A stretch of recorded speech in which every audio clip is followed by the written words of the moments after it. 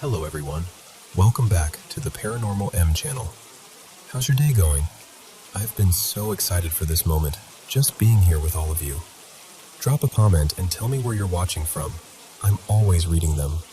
Thank you so much for supporting the Paranormal M channel. And don't forget to subscribe and turn on notifications. Okay, so this happened a long time ago, but I can still picture it like it was last week. I was around 11 at the time, and we were living in this small, kind of plain apartment. Nothing fancy, just warm and familiar. It was summer, the kind where the days feel slow and endless, and the nights are quiet enough that you can hear the building settling. Everything felt normal, safe even. My mom and my little sister were out of town visiting relatives for a few days, so it was just me and my dad at home. One night, I took a shower pretty late, nothing unusual. I remember stepping out into the bathroom with my hair still damp and the whole room warm from the steam. The mirror was completely fogged over, like a blank gray sheet. I grabbed my toothbrush and started brushing, half asleep, staring at that cloudy mirror without really seeing anything. And then, my dad walked in. He came up beside me at the sink with his own toothbrush, like it was the most ordinary thing in the world. We stood there together, brushing our teeth in silence, and for some reason, both of us started watching the mirror as the steam slowly began to clear, like the glass was waking up. That's when it happened. As the fog thinned, we could suddenly see more of the reflection, and behind us, right there, like she'd been in the room the whole time, there was a woman, or something that looked like a woman. She was standing a few feet back, calm as anything, brushing her hair like she belonged there. Slow, steady strokes. No rush, no panic. Just grooming, like it was her bathroom. I swear, my whole body locked up. I couldn't even breathe right. And I didn't look away because my brain was trying to make it make sense. I could see her clearly in the mirror, her shape, her arms moving, the motion of the hairbrush. And then, just like that, she was gone. Not like she turned and walked out. Not like she faded gradually. 1 second she was there, and the next second the space behind us was empty, like someone had cut her out of the scene. It couldn't have been more than 5 seconds total, but it felt like forever.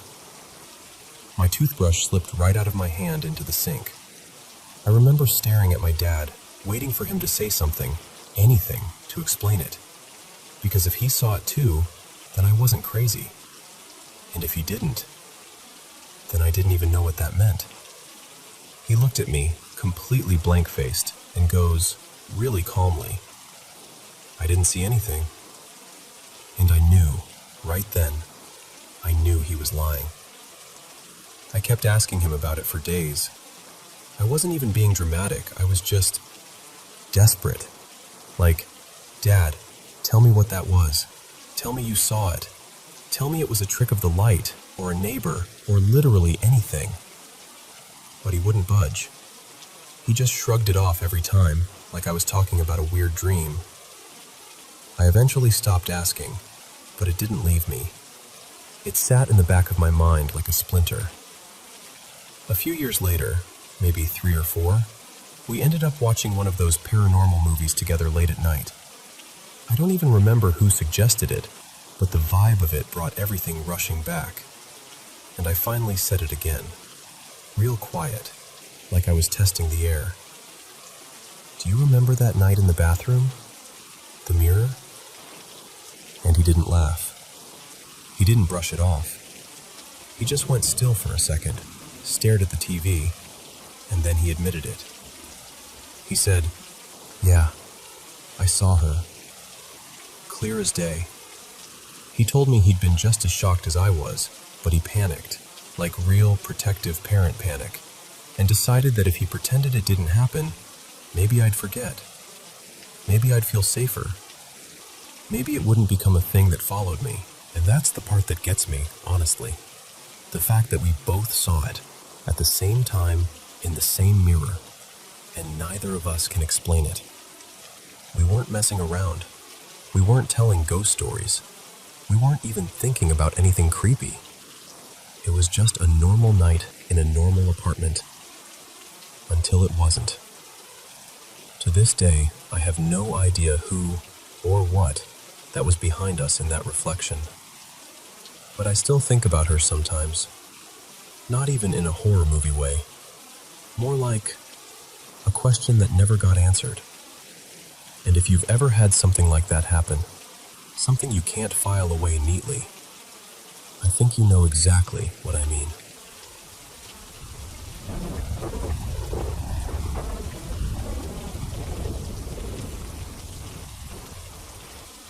Hey, so let me set the scene for you.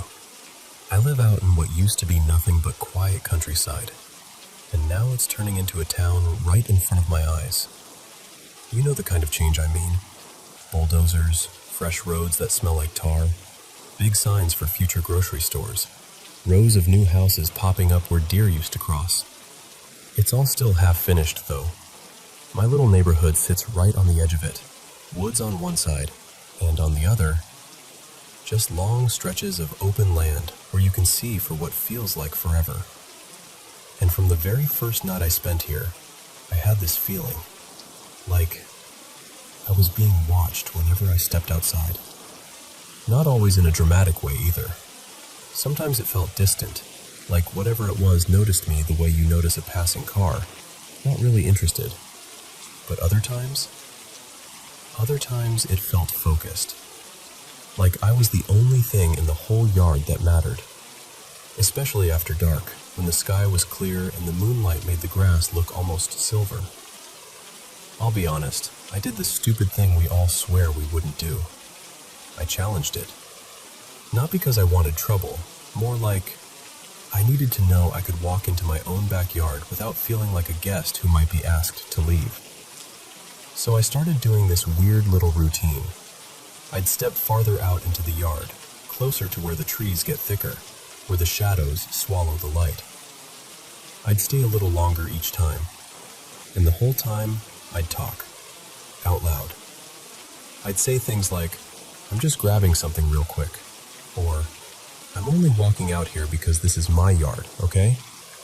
And always, I'd add something like, no disrespect, I mean that. It probably sounds ridiculous, but it felt important. Like setting a boundary, but gently. Like, I see you, and I'm not here to fight you. Eventually, I started saying something else, too. Something softer. I respect that you were here first, I'd tell the dark. I really do. And I don't mind sharing this space. But I don't appreciate being scared at my own home. And I meant it. I wasn't trying to claim the land like I owned the whole history of it. I didn't choose this place because I wanted to move into someone else's territory. Life just put me here. This went on for a long time, and at first the presence felt protective, almost threatening, like a warning. But over time, it shifted. The fear eased. The vibe changed from stay back to something more curious. Like it was watching me because it was trying to figure me out. And then the feathers started. I know, feathers aren't exactly rare. There are birds everywhere out here. But here's the thing. For months, I didn't find a single one. Not one. Then suddenly, after those daytime moments started, where I'd feel that same awareness even in full sun, I began spotting feathers on the ground like little gifts. At first, it was one feather here and there. I would get genuinely excited, like a kid finding seashells. I started keeping them. I found this old glass jar in the kitchen and tossed them in, and it became this oddly comforting collection. Then it ramped up. 1 or 2 turned into 5. 5 turned into a dozen. Some days I'd walk the yard and find so many I'd start laughing, like, okay, I get it. Hello?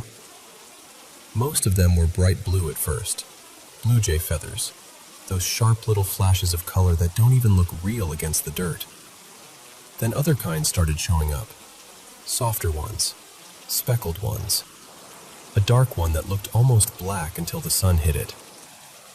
And one morning, this is my favorite. Something happened that I still can't explain without my skin prickling. That one beat everything for me. Even the glossy dark feather I found later, and the smaller, sturdier one that looked like it belonged to a young hawk. The day after the owl feather, I found a handful of little soft tufts nearby, like someone had shaken out a pocket of moonlight. That whole feather thing carried on for months, until the weather cooled and the birds thinned out. The jar is pretty full now, and honestly, the feathers started feeling like proof that whatever this was, it wasn't just my imagination running away with me. Like there was a conversation happening in a language I didn't fully understand. Then, a couple of weeks ago, something happened that knocked all the calm right out of me. It was late afternoon, not even fully dark yet. I was outside with my dogs, Rue and Miso, just letting them sniff around while I babbled to them the way people do when they love their animals and don't care who thinks it's weird. The air had that cold edge to it, and the sky looked washed out, like winter was practicing. And I felt the presence again. Only this time, it was close. I actually smiled without thinking. That's how familiar it had gotten. Like noticing a neighbor you don't talk to, but you've seen enough times that it doesn't feel threatening anymore. And then, out of the corner of my eye, something moved. Not a squirrel, not a bird, not wind. A shape stepped out from behind a tree on the far side of the yard. I swear to you, my whole body reacted before my mind even caught up. Goosebumps climbed my arms like someone dragged ice across my skin. Every hair on my neck lifted. The back of my head went tight, like my instincts were trying to pull me backward. And for a second, I couldn't make sense of what I was seeing. It looked like a person, but not exactly. This figure was draped in fur and rough hide, the kind of clothing that doesn't belong in any modern day. There were bits of bone and sticks tied on, like ornaments, like tools, like warnings. And on its head was a skull. Not just any skull. It had antlers, huge branching antlers, bigger than anything I've ever seen in real life. The skull sat like a mask, and behind the empty sockets, I could feel eyes, like something was looking through it. It met my gaze, locked on. And then it did the strangest thing. It nodded. Not aggressive, not rushed, just a slow, deliberate nod, like, I see you, I acknowledge you. It took one step, and it was gone. Not ran, not ducked, just disappeared in a way that made my brain scramble for an explanation it couldn't find. Rue and Miso started barking like crazy at something across the street, like they heard or saw a separate disturbance. But my third dog, Juno, the one who usually acts like affection is a personal insult, stood perfectly still, staring at the exact spot where the figure had been. And then Juno stepped closer to me, right up beside my leg. That's the part that keeps looping in my head, because I can explain away a lot of things. Shadows, nerves, stress, the mind playing tricks. But my dog acknowledged it. Not with a bark, not with fear, more like caution and recognition. So now I'm left holding this memory like a stone in my pocket. I don't know what it was. I'm not going to pretend I do. I don't know if it was something ancient, or something passing through, or something that's been here longer than the town plans and construction crews and coming soon signs. All I know is, I used to feel watched like prey, and now it feels more like I'm being observed by something that's deciding what I am. And I can't tell if that makes me feel safer, or if it's the scariest part of all.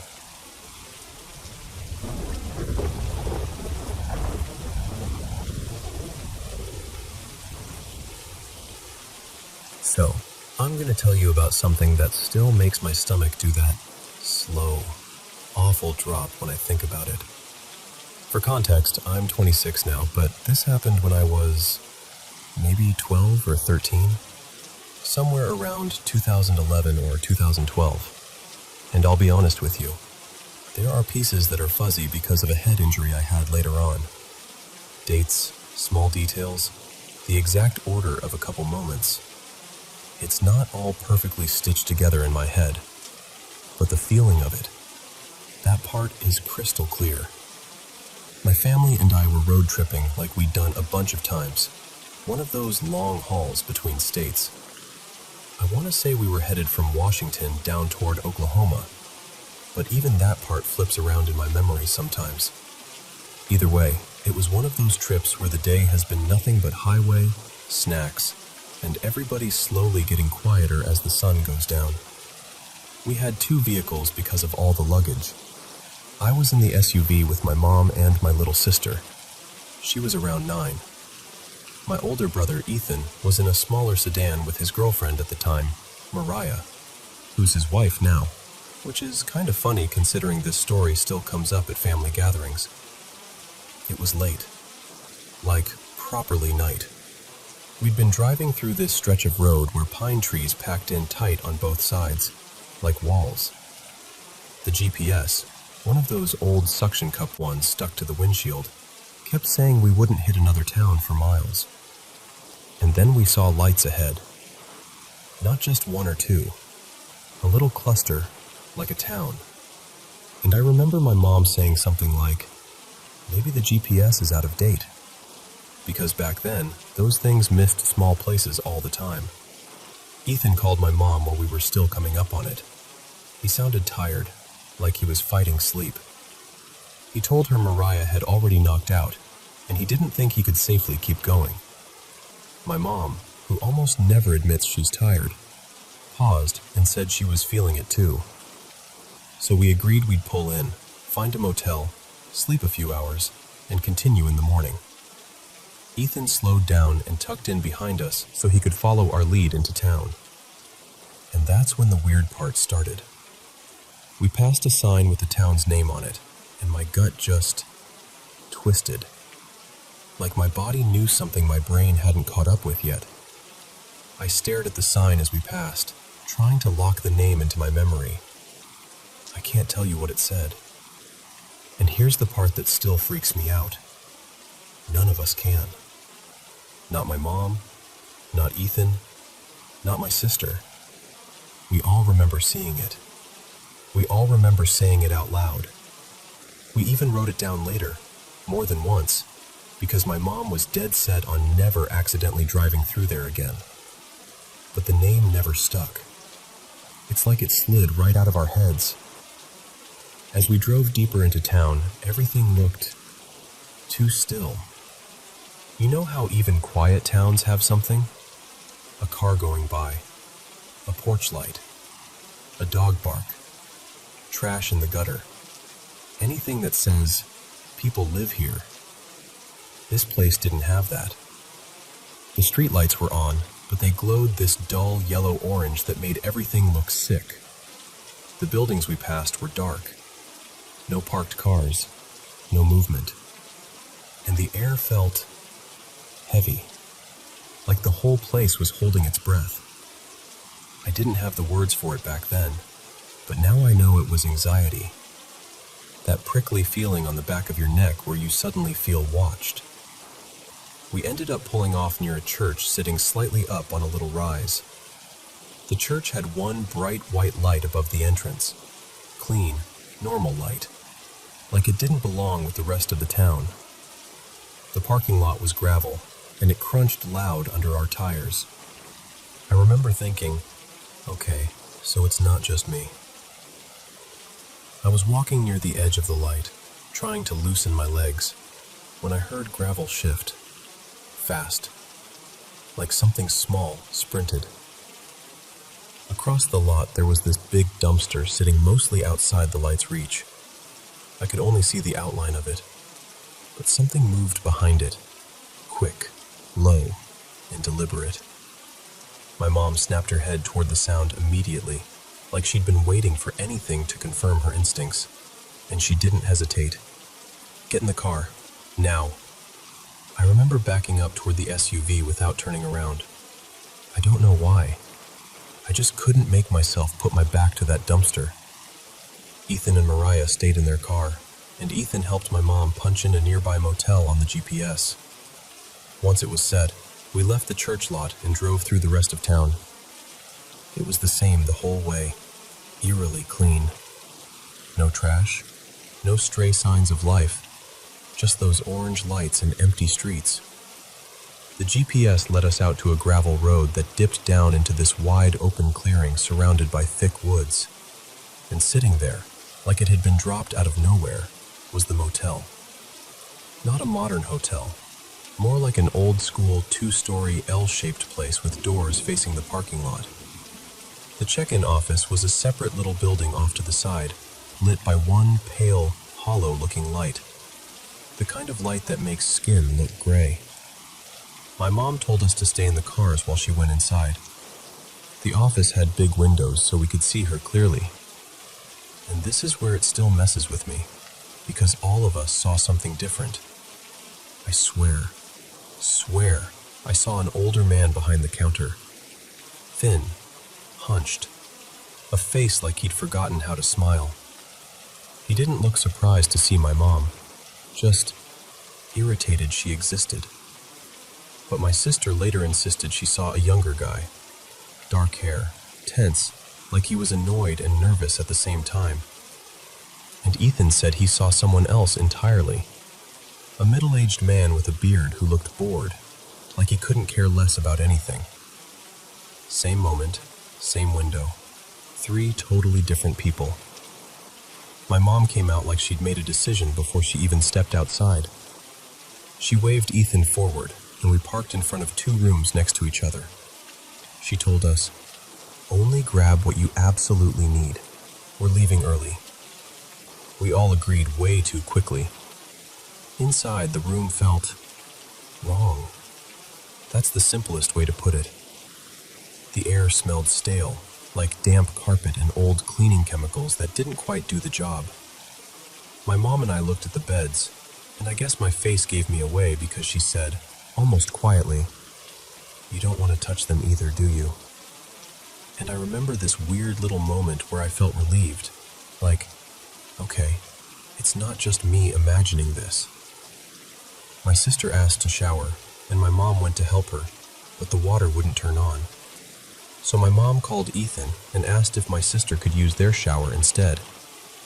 A few minutes later, Ethan came back to our room fast, like he'd run. He pushed the door open too hard and startled both of us. He didn't even explain at first. He just said, "Pack up, right now. Mom, come here." My sister came in behind him looking pale and shaky, like she was trying not to cry. I asked her what happened, and it took her a second to force the words out. "There was blood," she said, "in the shower. Not like a tiny smear, enough that it registered. Enough that she backed out and called Ethan, and Ethan called my mom. My mom didn't argue. She didn't go complain. She didn't ask for a refund. She just said, very calm and very firm, "Put everything back in the car. Get in." We loaded up and left immediately. We drove back through town toward the highway, and the second I saw those orange lights again, I felt that same awful certainty. We're not supposed to be here. But Ethan needed gas. Right at the edge of town, like the town was already shrinking behind us, there was a gas station. Bright lights, open sign, the whole thing. Still no cars, no employee vehicle, nothing. Ethan pulled up to the pump, and my mom pulled in right beside him. We all went inside together once he started pumping, grabbed drinks and snacks, paid, everything normal for about 30 seconds. And then we walked back out. I was walking next to Ethan, and I remember we were trying to laugh, talking about something dumb, just to break the tension. Ethan finished pumping. He was putting the nozzle back when something moved across the far side of the lot. Both of our heads snapped up at the exact same time. There was a shed in the back corner of the station lot, half-shadowed, and behind it were trees, tall, dense, and black like a wall. 2 figures darted behind the shed. Fast. Too fast to be casual.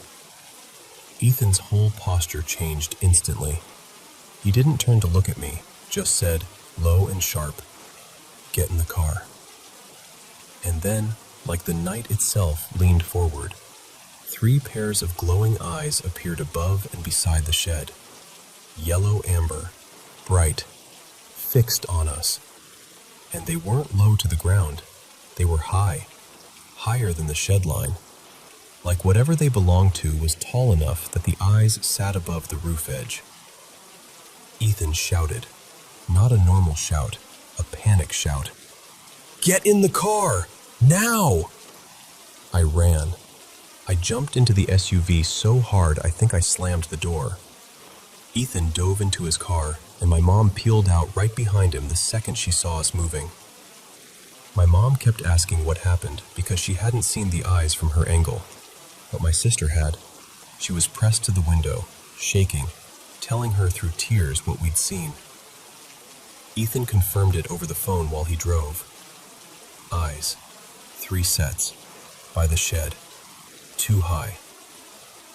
No one spoke for a few minutes after that. Just road noise, breathing, the sound of fear settling in your chest. We drove to the next town we recognized, an actual town with normal lights and cars, and checked into a Holiday Inn. Bright lobby, families, vending machines, all of it. Like reality had snapped back into place. And we stayed up for a while in one of the rooms, going over it again and again, trying to make it make sense. The next morning, we tried to look up the town. We couldn't find it. We tried older maps. We asked locals about a town a little ways back on that route. People looked at us like we were confused. They told us there wasn't anything out that way for miles. And that's the part that still sits with me years later. Not just the motel, not just the blood, not even the eyes. It's the way that town felt like it wasn't supposed to exist, and the way its name slipped out of all our minds like it had never been there in the first place. We don't talk about it constantly, but every so often someone will bring it up. Usually Ethan, usually with this quiet look on his face, and we'll all get that same little chill. Because whatever that place was, it left a mark on all of us.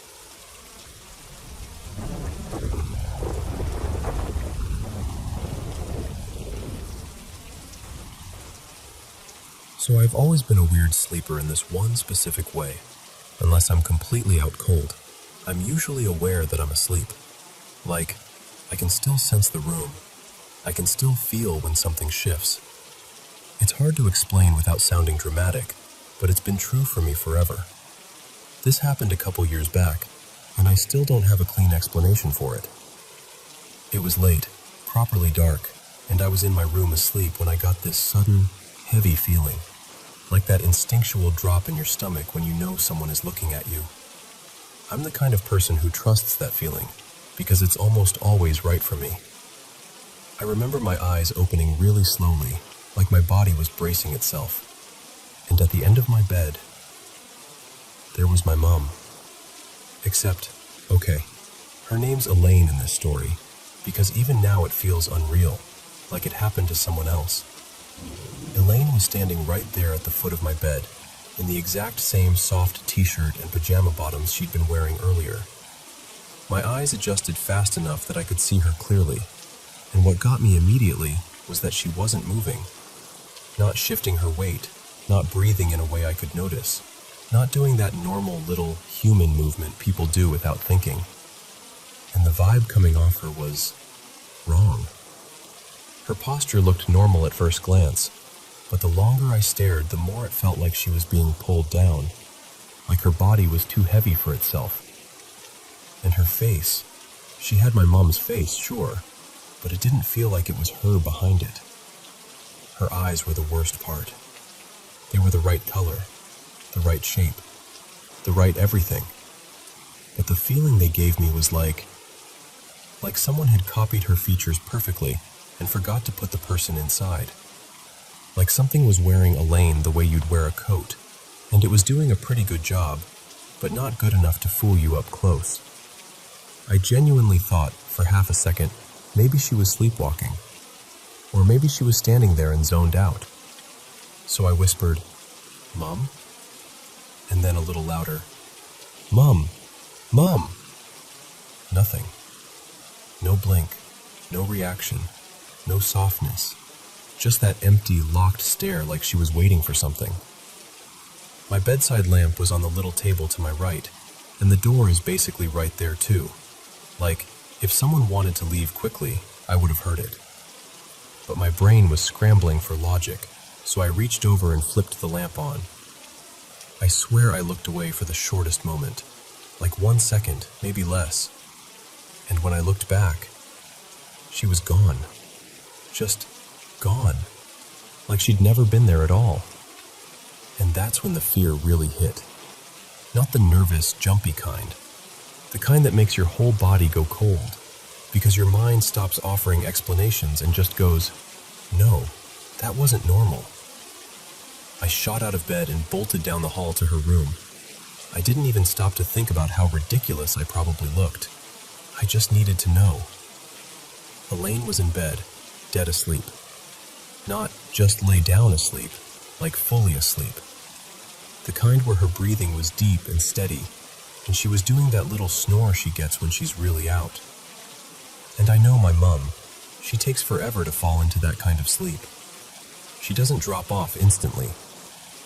I stood there for a second, staring at her, trying to get my heart to slow down.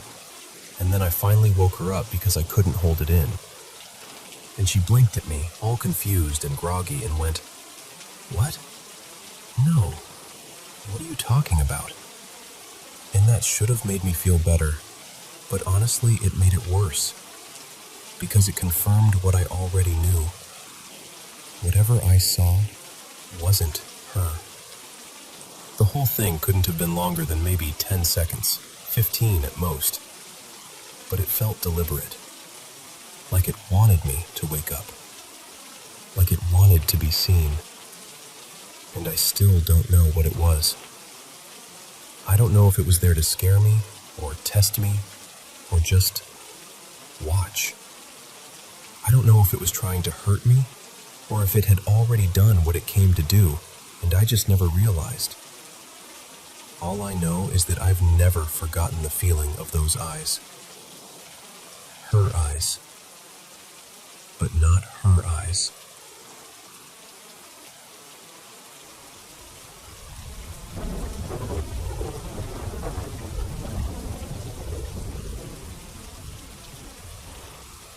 So, for a long time, I kept hearing this noise. Just this low, shapeless sound in the background. Like the kind of thing you ignore because you assume it's nothing. The fridge, the pipes, the neighbors, whatever. But one afternoon, a few weeks back, I was home from work, stretched out on the couch, waiting for the time I needed to go pick up my kid from school, and I noticed something. It wasn't just noise. It sounded like a radio. Like actual radio static. That thin, dusty shh sound. And then the weird little shifts like someone slowly turning a dial. At first I thought my brain was just playing tricks on me because I was tired. But then, the more I let myself relax, the clearer it got. Like the calmer I became, the more it tuned in. And then, I started hearing songs. Real songs. Different genres, different voices. Sometimes something that sounded old. Sometimes something that sounded brand new. The static never went away though. Always that analog hiss underneath. Like the signal was coming from somewhere slightly off. Here's the part that messed with me. Some of the songs were completely unfamiliar, but I could catch lyrics, just little lines, and I'd write them down and search them later. And a bunch of the time, the songs were legit. They existed. Not stuff I knew. Not stuff I'd ever played. Just songs I somehow heard through this invisible radio-sounding thing in my room. But there was one song, one specific one, that I couldn't find anywhere. I tried everything. Different lyric searches, different combinations, humming it into apps, even searching the vibe and genre like a maniac. Nothing. It was like it belonged to nothing, and it got stuck in my head for days in a way that felt invasive, like it had roots. Then, a few nights later, I woke up because the music was loud. Not, oh, the TV is on. Not, someone left a speaker running. I mean, it was like my entire room was filled with it. Like the sound had no direction. It was everywhere at once, pressing against the walls, under the bed, in the air. And it was this old track I hadn't thought about since I was a teenager. Like one of those songs you forget exists until you hear 2 seconds and your whole past snaps awake. In my version, it wasn't Knocking Boots.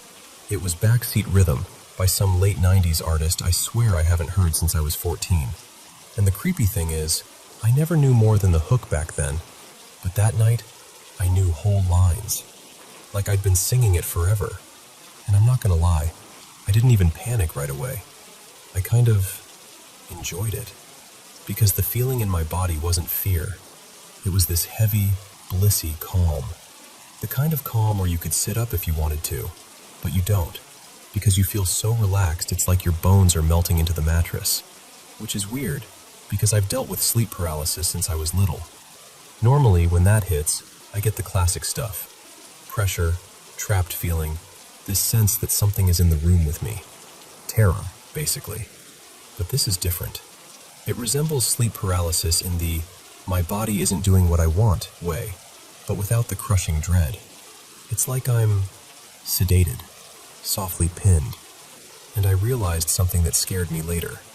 I can only hear it when I'm relaxed. The more relaxed I am, the louder it gets, the clearer it gets. If my mind starts racing, it fades back into static. If I surrender into calm, it sharpens into music, like I'm the tuner, like my nervous system is the dial.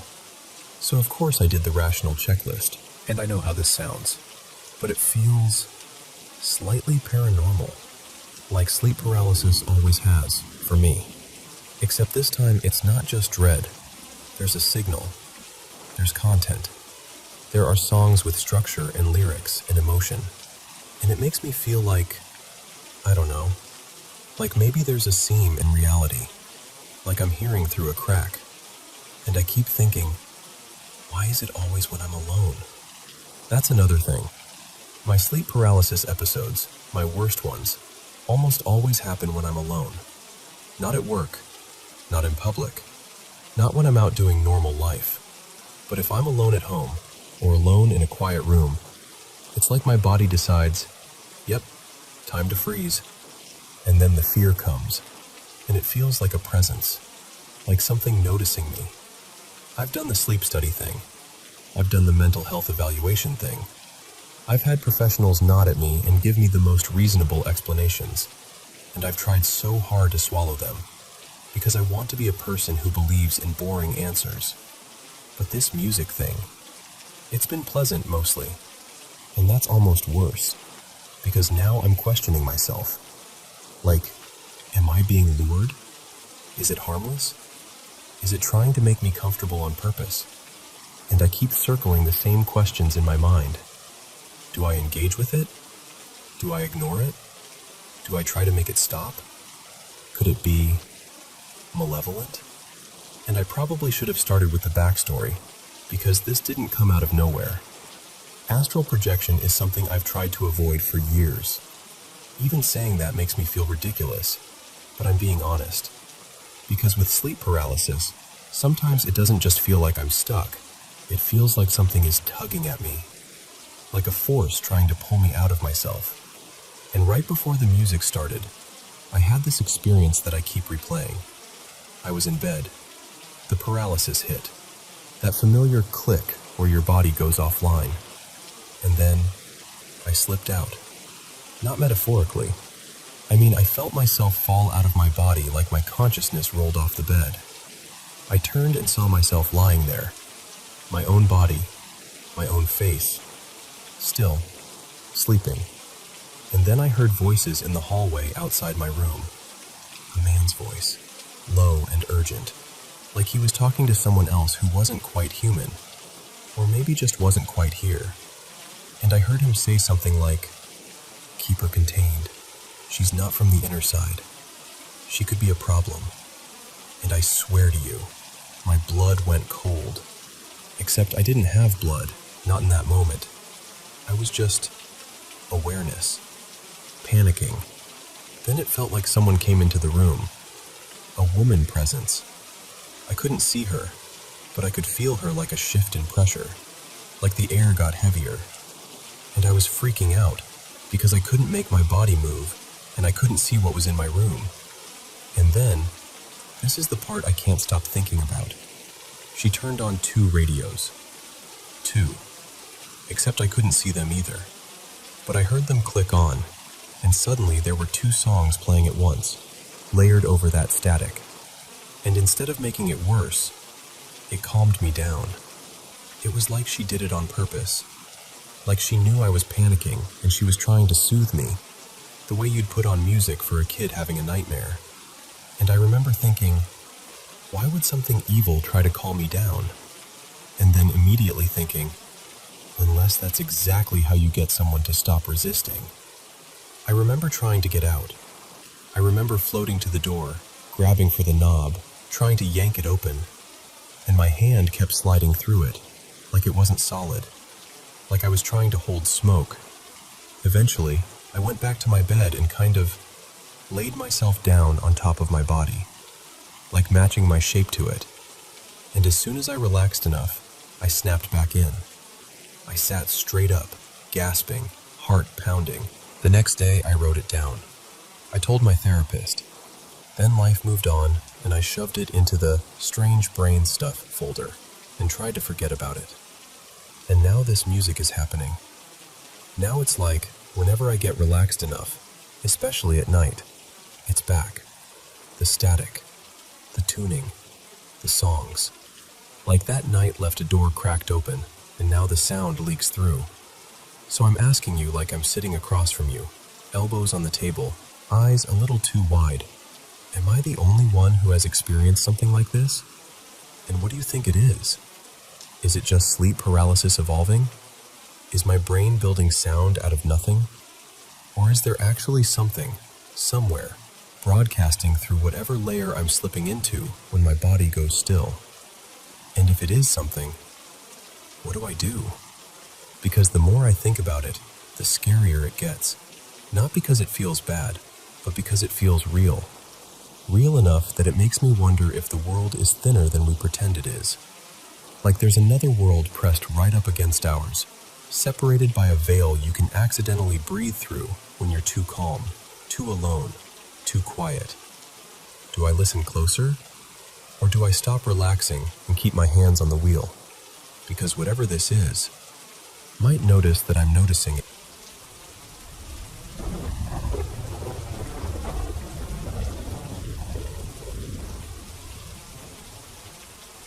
Okay, so let me tell you about this place, because even now, thinking back on it makes my skin go a little tight, like the air itself is remembering.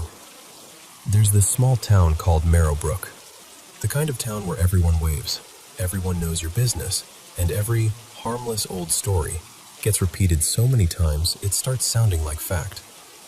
And on the edge of it, just beyond the last few streetlights, there's an old estate people don't talk about unless they're trying to scare you on purpose. They called it the Renmore House. It was this towering Victorian mansion with sharp gables and a wraparound porch that sagged like tired shoulders.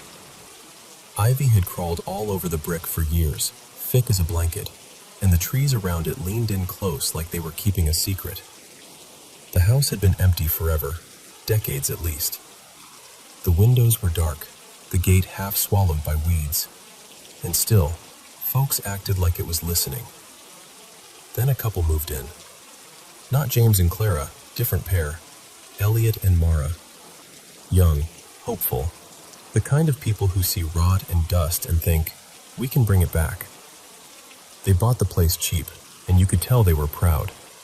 Like they'd rescued something. The first night they slept there, Mara told me the lights started acting strange. Not just flickering like bad wiring, No, it was patterned, like somebody was tapping out a slow little code. Bright, dim, bright, dim. Pause, and then again. Elliot, of course, did the practical thing. Old house, he said. Old electrical. He even laughed, like he was trying to shame the fear out of the room.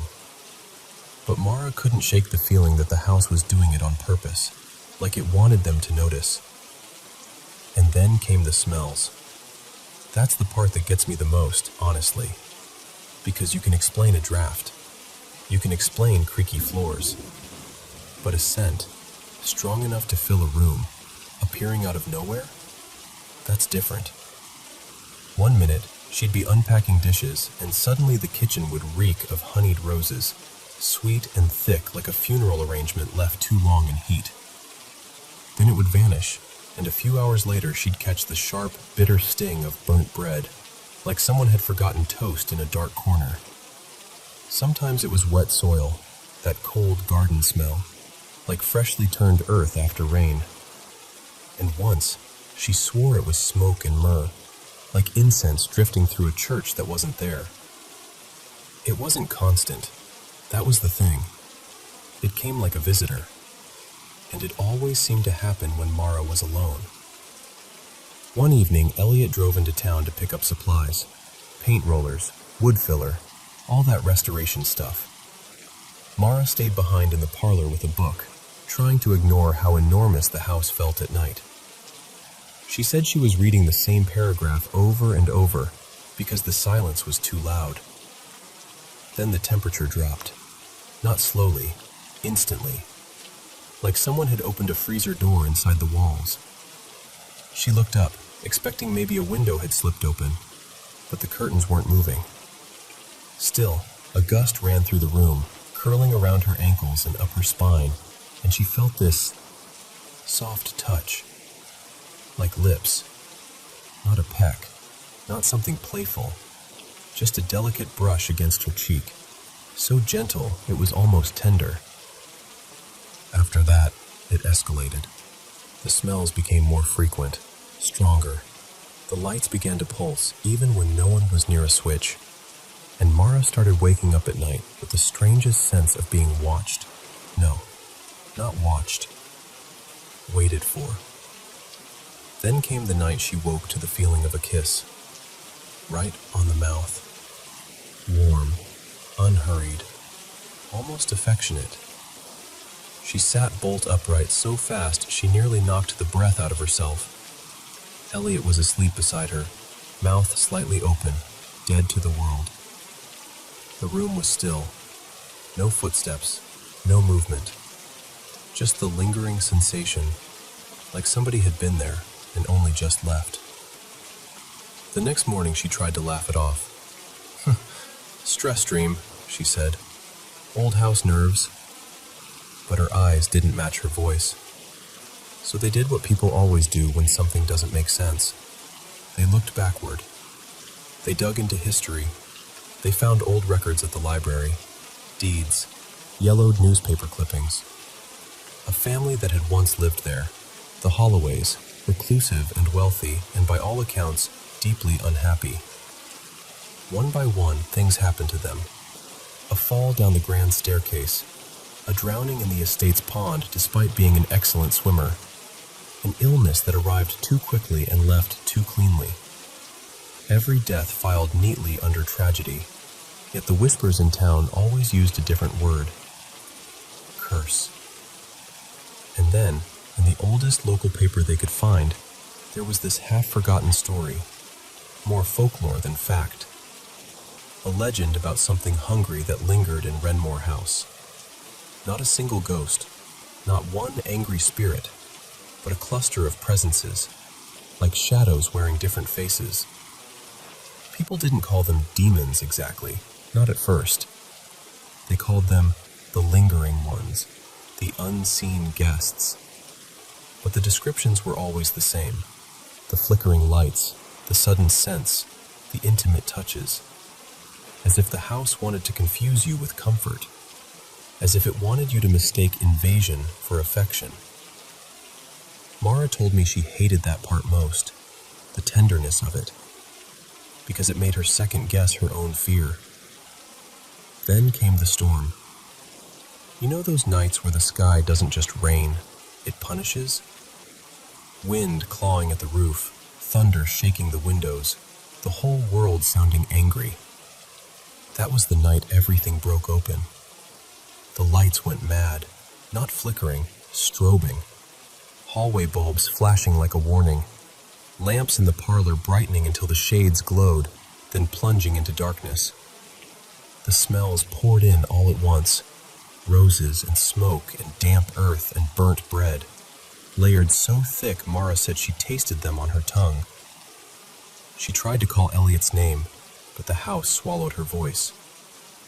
And then she did something she swore she'd never do. She spoke to it. Not to the house exactly, to whatever was inside it. She stood in the middle of the parlor, shaking, with rain battering the windows, and she said, out loud, "Please, please stop. We didn't come here to disturb you. We just want to live. We just want peace." There was a long, awful pause, and then everything went still. The lights steadied, the air settled. Even the storm outside seemed to hold its breath for half a second. Mara said she started crying, not loudly, just tears slipping down her face, because for the first time, it felt like she'd been heard. And that's when she felt it. A kiss, soft, lingering, placed right on her forehead. Not mocking, not hungry. The next morning, the house was quiet. Not the uneasy kind of quiet where you're waiting for the next sound, just normal, peaceful even. The lights behaved. The air smelled like old wood and dust and lemon cleaner.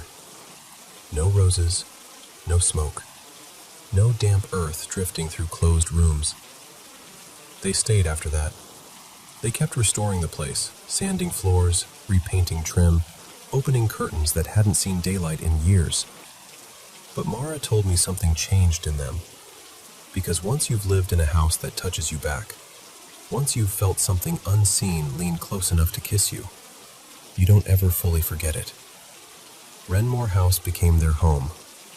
But it was never just their home.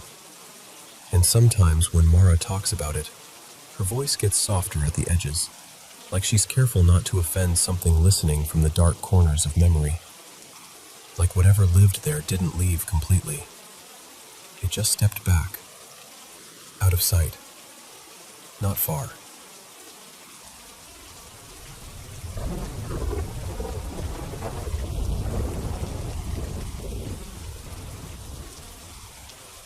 Okay, so I've got to tell you about something that still makes my stomach drop when I think about it. This happened one night when I was driving home with my daughter, Maya, and her boyfriend, Eli. Maya was 16 at the time, and I'd been teaching her how to drive, so she was behind the wheel. I was in the passenger seat doing that classic parent thing, trying to look calm while silently watching everything, and Eli was in the back seat, half on his phone, half watching the road. It was late, maybe around midnight, give or take. Not dead quiet late, but late enough that the city had thinned out. A few cars here and there, streetlights humming, that kind of mood. We were heading along this stretch where the road starts to rise and turns into an overpass, with freeway on-ramps and off-ramps branching nearby. If you know the area, you know it has this weird, open feeling, like there's nowhere to hide, but also lots of shadow.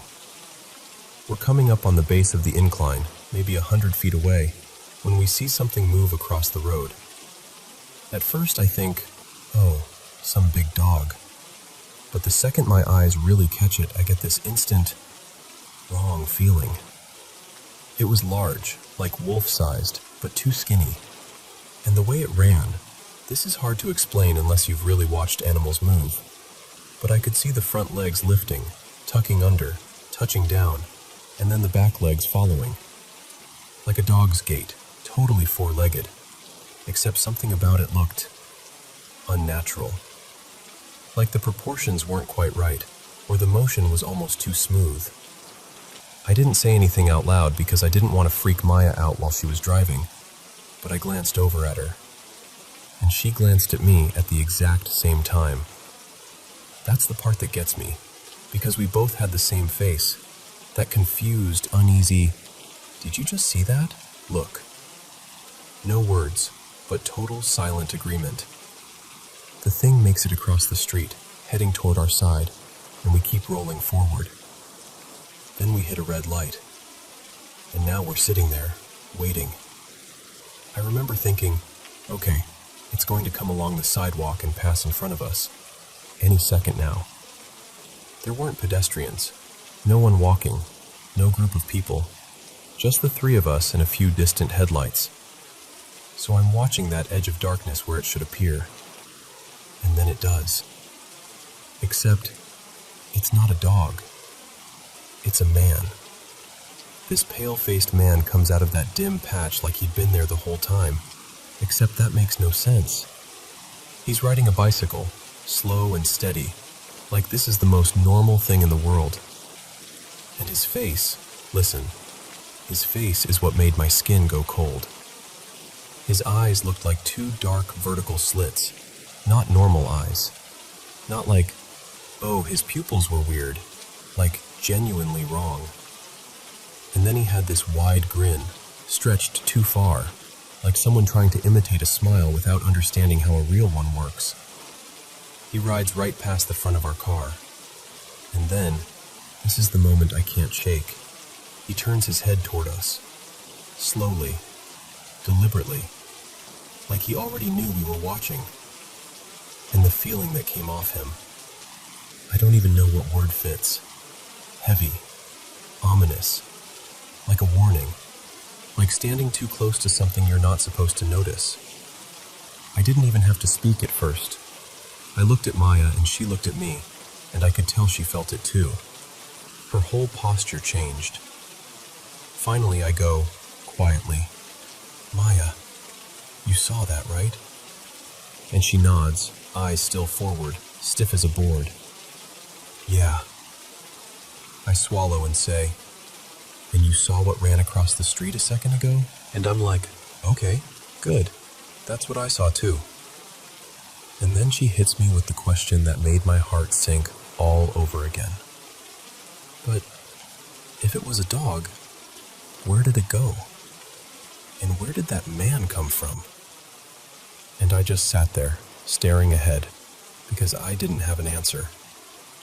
That animal was big, Great Dane big, maybe bigger, tall at the shoulders, long body like a shepherd or husky type. And I swear to you, I saw all four legs moving. It didn't dart into an alley. It didn't slip behind a parked car. There was nowhere for it to vanish to.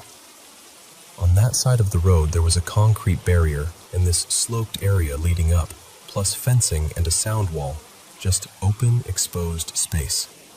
No bushes, no doorway, no corner, nothing. And yet, somehow, what crossed as an animal did not come out the other side as an animal. What came out was that man on the bike, with that face, with that grin, with that awful, crushing feeling in the air. The light turned green and Maya drove on, and none of us talked for a minute. Even Eli got quiet in the back, like the whole car had decided to hold its breath. We made it home. Nothing followed us. No dramatic ending. Just that one moment that doesn't fit anywhere in my brain. But I'll tell you this, even now, years later, if I drive near that overpass late at night, I catch myself scanning the road, half expecting to see something run across again. And I still don't know what we saw. I just know it started as one thing, and then it wasn't. And whatever it was, it felt like it wanted us to feel afraid.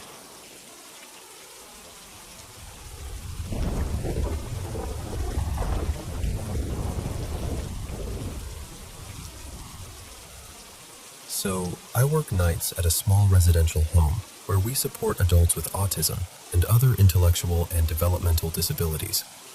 It's usually pretty quiet, honestly. When I first started, I only had 2 residents on my shift. Both of them were calm, easy to be around, predictable. The kind of nights where you make coffee, do your checks, and it's peaceful. Then we took in a 3rd person. I'll call them Marin. Marin was different. Not in a hard-to-manage way at first, more like you could tell they carried a lot. Physically, Marin needed a lot of support. Power chair, limited mobility, help with basic things. Mentally, though, they were actually pretty sharp, high-functioning in a lot of ways. But there were definitely mental health pieces going on. The first few days, Marin tried to be social. They'd ask to hang out, sit in the common area, try to join conversations with the other 2 residents. But over time, that faded. They started spending more and more time in their room, and eventually it became very clear. They wanted to be alone. Like, really alone. They didn't want anyone coming in unless they specifically asked. And then there was the talking. Marin would shout at people that nobody else could see. Like full-on arguments, late at night, as if someone was standing right in front of them. They said it was family members. They said they could communicate with them telepathically. Sometimes it sounded almost normal, like bickering. But other times it would get dark fast. I remember standing in the hallway during one of my rounds and hearing Marin say something like, "If I could hurt them, I would." And then a pause, like they were listening, and then, "I can't control my body. If you took over, you could do it for me." That stopped me cold, because they weren't joking. It didn't feel like they were trying to scare anyone. It felt like they genuinely believed they were in some kind of negotiation with someone. It was unsettling in a way that's hard to explain, because I've worked around all kinds of behaviors, and I'm not easily shocked. But that, it made the house feel different. Like the air got heavier. One night, Marin asked me if we had a Bible in the home. I did. It was one of those things we keep around because it's comforting for some residents. So I handed it over without thinking much about it. An hour later, I went to check on them. Pages, everywhere. They'd ripped out chunks, like handfuls of pages, just torn right out. I asked, "Hey, what happened?" Marin looked at me like it was obvious and said, "I was reading it. It made me mad." Then they asked me to take the cross necklace off them, the one they'd been wearing since they arrived. I asked why, and they shrugged and said, "I don't want it anymore." After that, Marin's vibe changed. They'd stare off into space like they were watching something just out of view. And sometimes I'd catch them staring at me. Not just looking, staring like they were trying to figure me out. And then I'd hear it, under their breath. Quiet, sharp, nasty little words. Stuff like, "You're so disgusting," or "I hate you," or just really cruel things. Every time I'd go, "What did you say?" Marin would snap back like they'd been woken up. Their eyes would refocus, and they'd say, "I didn't say anything," or "I'm just talking to myself." And I'm telling you, it didn't feel like a typical outburst. It felt like something slipping in and out. Like there were moments where Marin wasn't fully there with me. Eventually, Marin decided they wanted to transfer to another home. They said they were tired of one of the roommates messing with them. So the move happened. And you'd think that would have been the end of it, but it wasn't. There's this spot in the hallway, right outside a closet, where I swear it feels like something is standing there. Not like I see a person. It's more like, you know when you walk into a room and immediately feel like you're not alone? Like your body reacts before your brain can explain anything? That's what it's like. During the day, it's fine. Bright, normal, no big deal. But at night, I won't go down that part of the hallway without turning the light on first. Even with the light on, I still rush. I don't linger back there. I don't want my back to that closet. It makes my skin prickle. And here's the part that really messes with me, because it's not just me. One of the residents, Drew, used to never care about doors. He'd wander out to the living room half asleep, leave doors open, didn't matter. Now, he closes everything. He wakes up and the first thing he does is go around shutting doors like it's part of some routine he can't skip. Bathroom door, bedroom doors, closet doors, and especially the room Marin used to stay in. Drew keeps that door closed like it's a rule carved into stone. He'll literally walk behind me and check that I shut doors all the way. If I leave one cracked, he fixes it. And he'll go into his own room and his roommate's room without hesitation. But he won't go into Marin's old room. Not to hang out, not to look around, only to push the door closed again, like it needs to be sealed. So yeah, that's where I'm at. I've thought about cleansing the place, like sage, prayer, whatever people do when a house feels off. But I hesitate because Drew is sensitive, and I don't want to bring in something that could upset him, or make things worse, or even just scare him. And there's one more thing that still bothers me, even separate from all the present stuff. Marin's background made no sense. Between agencies, multiple people trying, nobody could trace where they actually came from. They had a birth certificate, but the mother listed on it, it was like she didn't exist. No records, no trail, nothing. The birth state didn't match anything anyone could verify. And Marin had clearly had surgeries in the past, scars, medical needs. Yet there were no hospital records anyone could find. No next of kin, no relatives, nothing. To the point where the company had to go through a whole process to get them issued an ID number and basic documentation, like they were a person who somehow slipped through the cracks of every system. And I know how that sounds. I do. If someone else told me this story, I'd probably raise an eyebrow. But I was there. And now I'm the one walking that hallway at 2 a.m., lights on, heart beating a little too hard, while Drew quietly moves behind me making sure every door is shut, especially the one Marin used to sleep behind. And every night, when I pass that closet, it feels like something is waiting in the corner, listening.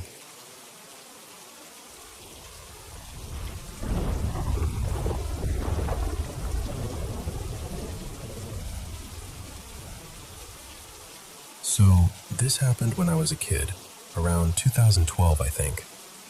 I was maybe 10 or 11. My mom, Tanya, had been dating this guy named Rick for a couple years, and eventually she decided we were all going to move into his place. And it's weird because I don't remember a lot of houses from when I was growing up. Like, most places are just blank. But that house, I remember it way too clearly. The layout, the lighting, the feeling of it. Like it left a thumbprint on my brain. I was one of those kids who loved spooky stuff. I'd stay up watching ghost shows and anything paranormal I could find. But I wasn't the kind of kid who expected something to actually happen to me, you know? I wasn't walking around scared all the time. But about 2 weeks after we moved in, I started feeling off. Constantly. Like this low-level anxiety I couldn't explain. Not, I think I saw something fear. More like my body was reacting before my brain could make up a reason. Just this steady uneasiness, like the air in that house was heavier than it should have been. After a month or so, we got into this routine, weekend movie nights. We'd all pile into the living room, watch something late, and I'd always fall asleep on the couch. I didn't have my own room yet, so the couch was basically my spot. And every single time I woke up in the middle of the night, the TV would be off, the room would be pitch black, and I'd realize my mom and Rick had gone to bed without waking me. It sounds normal, but the second I opened my eyes, I'd get hit with this intense fear, like my stomach dropped and my skin tightened, like something in the dark was present, not visible, just there. I'd end up sneaking into my mom's room and whispering, asking if I could sleep next to her because I couldn't calm down. And she'd let me, but I could tell she didn't fully get why I was so freaked out. Then one night, this was the last time I ever slept out there. I woke up and it was darker than usual. No TV glow, no hallway light, nothing. And Rick's cat, this gray cat named Miso, was perched on the back edge of the couch right beside me. The second I saw her, this wave of "something is wrong" hit me so hard it was like I'd been slapped awake. And then Miso's whole body changed. She shot upright, her fur literally lifted, like it stood on end, and she started doing this deep, low growl I had never heard from her before. Not a hiss, not playful. This was serious, like warning level. And she was staring, locked in, toward the kitchen. Toward this one area I'd been avoiding without even realizing I was avoiding it. I didn't think. I just ran, like full sprint, bare feet, heart banging, straight into my mom's room. I remember almost tripping because I was going so fast, and I begged her, actually begged her, not to make me sleep in the living room again. I was shaking so badly she could tell it wasn't me being dramatic. She believed me after that. About a week later, my cousin Jade came to visit. She was older, maybe 15 or 16. Since she was there, Rick said we could sleep in his son's old bedroom, the one that hadn't been used in years. So we're in this room that feels kind of stale, like it's been shut up for a long time. Jade sleeps on the side closest to the door, and I'm on the inside, facing the wall. And in the middle of the night, I wake up and I really have to pee. Like, bad. But I'm still messed up from that couch night, so I decide I'm not going alone. I roll over and start tapping Jade's back, whispering her name. Nothing. I tap harder, say her name again. Still nothing. She doesn't move an inch, just sleeping, facing away from me. I froze. And I remember thinking, nope, I'll hold it. I don't care. I'm not going anywhere. So I start turning back toward the wall, trying to make myself smaller, trying to just go back to sleep. And as I turn, my eyes land on the foot of the bed. There's someone sitting there. Not on the bed, like sitting the way someone sits on a chair. But there was no chair. They were upright, perfectly still, posture straight like a mannequin. At first, my brain can't process it.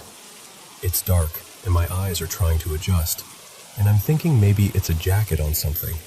Maybe it's my imagination.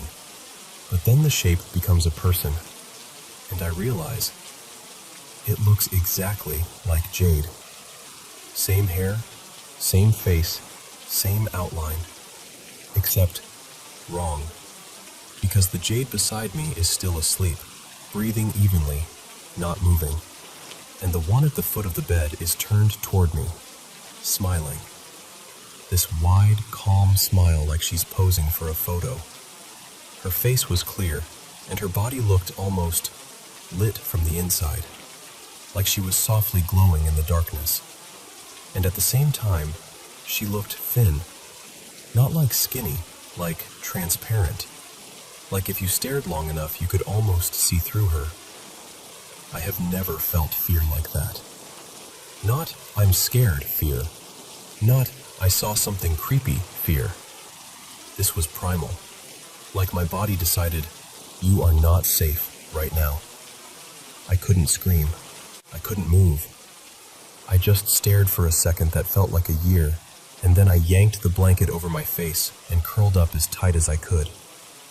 I stayed like that for what felt like hours, just listening, waiting, praying I'd fall asleep. Eventually, I must have drifted off, because the next thing I remember is morning light. I was desperate to tell them.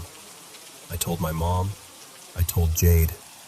And Jade, being Jade, just laughed and messed with me, like, oh yeah? Well, I saw you crawling on the ceiling last night. And she cracked up like it was hilarious. And after that, I stopped talking about it for a long time. Years. Because part of me was like, maybe I imagined it. Maybe I was a kid. Maybe I was overtired. Maybe my brain made it up. But deep down, I never believed that. Not really. Because I can still see it in my head. I can still feel what it felt like. And then, more recently, I brought it up to my mom again, and she didn't brush it off. She got this look on her face like she'd been waiting for me to say it. She told me that house freaked her out too, that she always felt uncomfortable there. That honestly messed with me even more, because it made it feel real, like it wasn't just in my head. And now, every time I learn something new, like people talking about astral projection, or stories about mimics, things that copy someone you know, I think back to that night, because I still don't know what I saw. Was it Jade, like some weird out-of-body thing? Or was it something pretending to be her? All I know is, it's been more than a decade, and I still get chills when I picture that smile at the foot of the bed.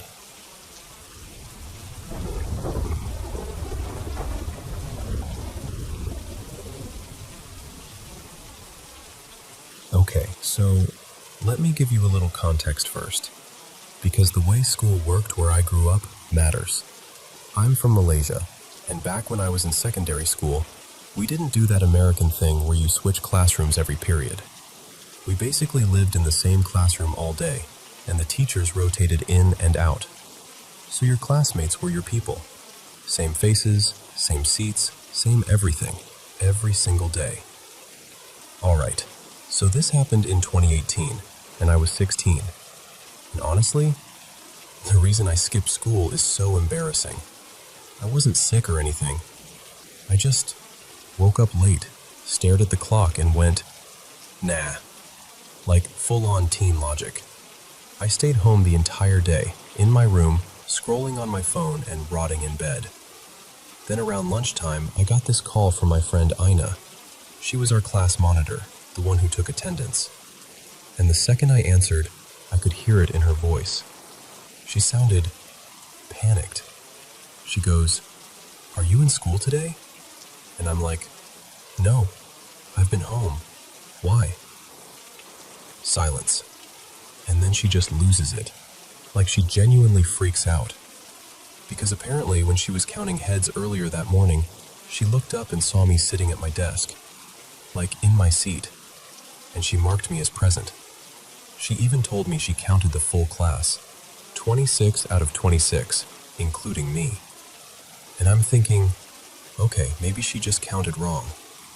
But then she says, "No, other people saw you too." And that's when my stomach did this weird drop. She starts listing names. Nadia swore she saw me in the hallway right before the first teacher came in, like I was just standing there, waiting like normal. Farah said she saw me walking up the stairs to the second floor, like I was coming from the canteen area. And then Joanne, this one still creeps me out. Joanne said she saw me walking beside Hazik, like I was literally right next to him, heading toward our classroom. So when the first class started, the teacher asked, "Where is she?" And Ina, being totally sure I was there earlier, told the teacher I probably went to the toilet, or maybe the office, because in her mind, I was definitely in school that day. But time passes. I don't show up. The seat stays empty. And that's when she starts to get that awful feeling, like something is wrong, and she calls me. And I'm not gonna lie, when I heard all of that, I felt cold, like actually cold. Because if it were just one person, I could shrug it off. People mistake faces all the time.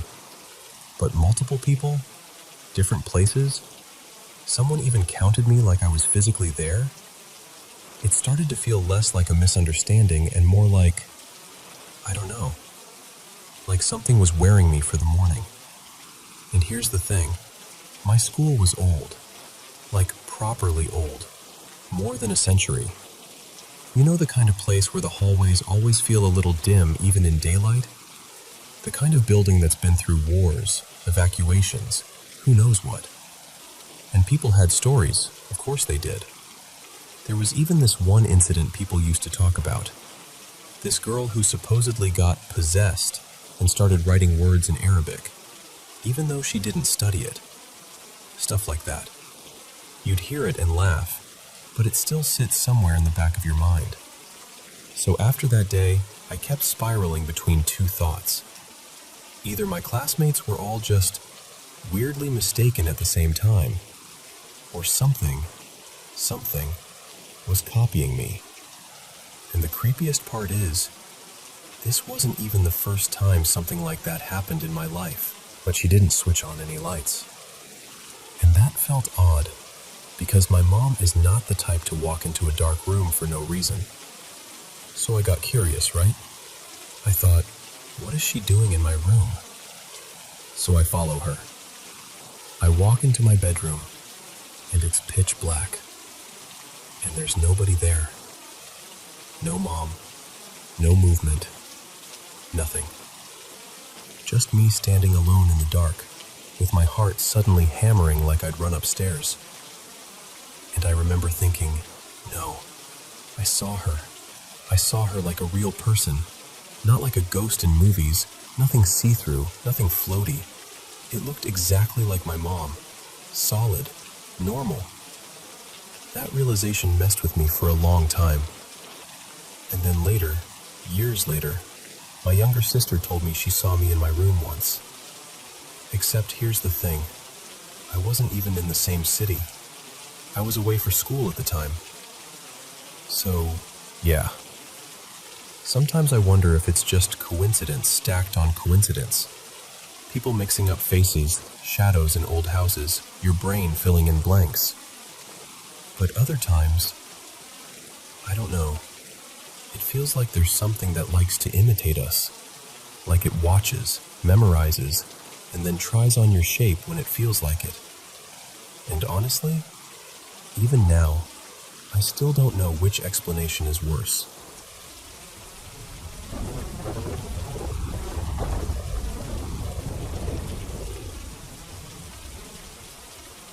So, this is one of those stories I still feel in my chest when I talk about it.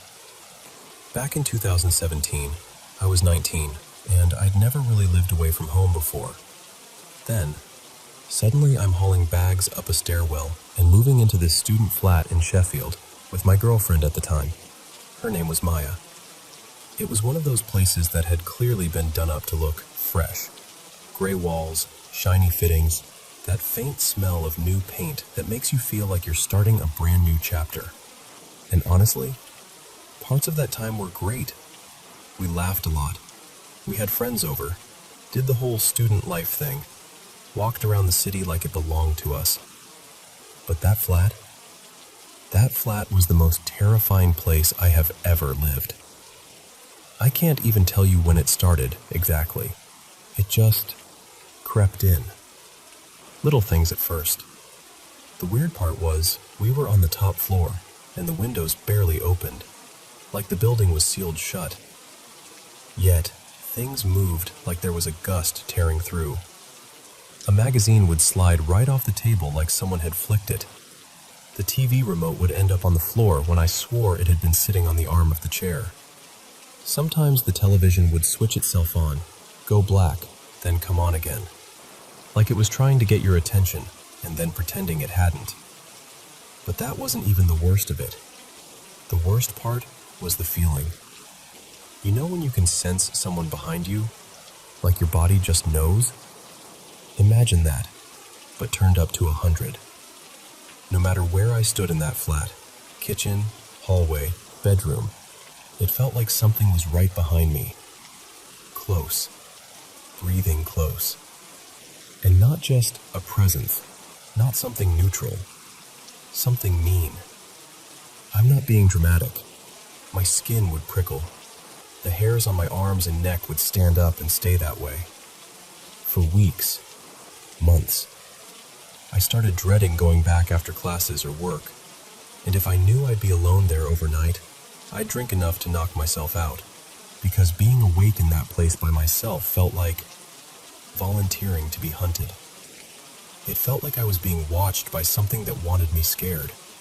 Something that enjoyed it. I'd turn, fast, to catch it. Nothing. Then that sick feeling would slide right back behind me again, like it was playing some horrible little game. You can look, but you'll never see me. And then, one completely random night, everything boiled over. It was about 1 a.m. Maya and I were in bed, fully sober, just trying to get warm under the covers because that flat was always freezing no matter what we did. We'd turned the lights out. We were settling, that slow drift towards sleep. Then, right as my eyes closed, I heard something in the next room. And I mean, it wasn't a creak. It wasn't the building settling. It sounded like someone had exploded into the living room and started throwing the place around. Like furniture was being dragged, slammed, shoved. The chair, the sofa. Heavy, violent movement. The kind of noise that makes your body go rigid before your brain even catches up. It lasted only a few seconds, and then it stopped. Dead silence. And in that silence, you do what you always do, don't you? You try to save your own sanity. You tell yourself, maybe I dreamt it. Maybe I'm half asleep. Maybe it was outside. But then Maya, in the dark, whispered, "Did you hear that too?" And the moment she said it, my stomach just dropped. Because if she heard it, it was real. I didn't even know what else to do. I started praying, quietly, like if I spoke too loud, I'd invite whatever it was closer. After that first outburst, the noises kept coming in little bursts, softer but unmistakable.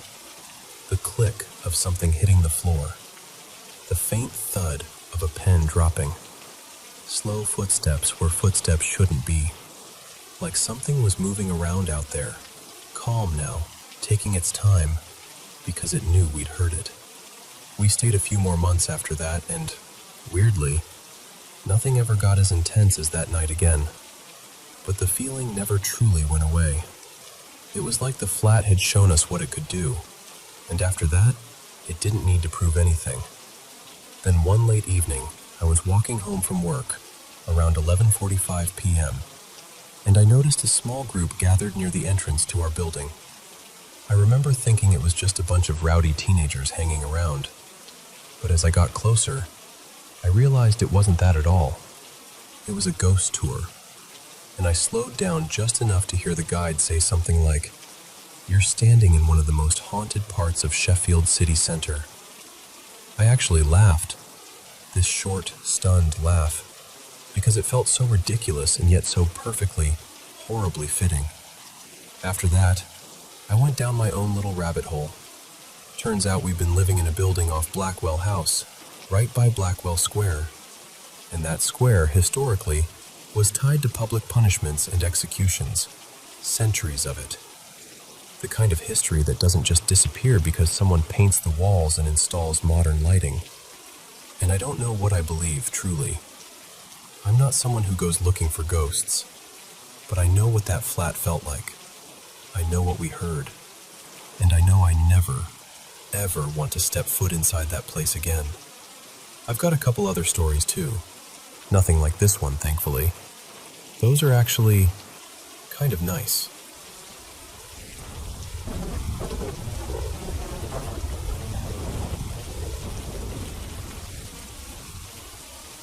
So, this was about 3 years back, when I was living in Valencia, Spain. I'd just come off this long stretch of summer nights. Too many parties, too many drinks, and I'd made this promise to myself. 1 full month sober. No, just one. No exceptions. Clean reset. Now, I've always had this odd little thing happen sometimes. Not often, like not even monthly. But every once in a while I'll walk into a place and get this instant sense that I don't know how to explain it, that there's something else there, like a shift in the air. Usually it's an uncomfortable feeling, like my body clocks it before my brain does. But here's the funny part. In all the time I'd been in Spain, I never got that feeling, not once. I'd lived there long enough that it started to feel like a non-issue. Like maybe I'd grown out of it. Until that night. It was late, maybe around 12:30 or 1, and I was in bed reading, totally sober, just quiet and settled. And out of nowhere, I got that familiar sensation. Someone else is in the room. Except this time, it wasn't scary. It was actually kind of warm. Like the feeling you get when you realize you're not alone, but it's someone you trust. I remember pausing, looking up from the page, and sort of listening to the silence.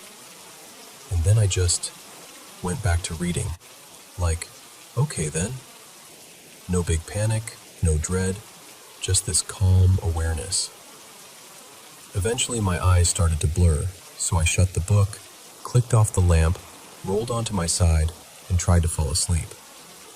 And then, honestly, I swear to you, a hand slapped my thigh. Not hard enough to hurt, not playful either, just a slap. A very clear, physical thwack, like someone was right there next to me. I shot upright so fast my heart felt like it punched my ribs. I flicked the light on immediately, fully expecting to see someone standing at the foot of the bed, or maybe some shadow in the corner. Nothing. The room looked completely normal. Door closed. No movement. No weird sounds. Just me, breathing like I'd sprinted. I remember sitting there for a second, rubbing my leg like I was trying to prove to myself it happened. And I was definitely creeped out, don't get me wrong, but I wasn't terrified. It was more like I didn't know what category to put it in.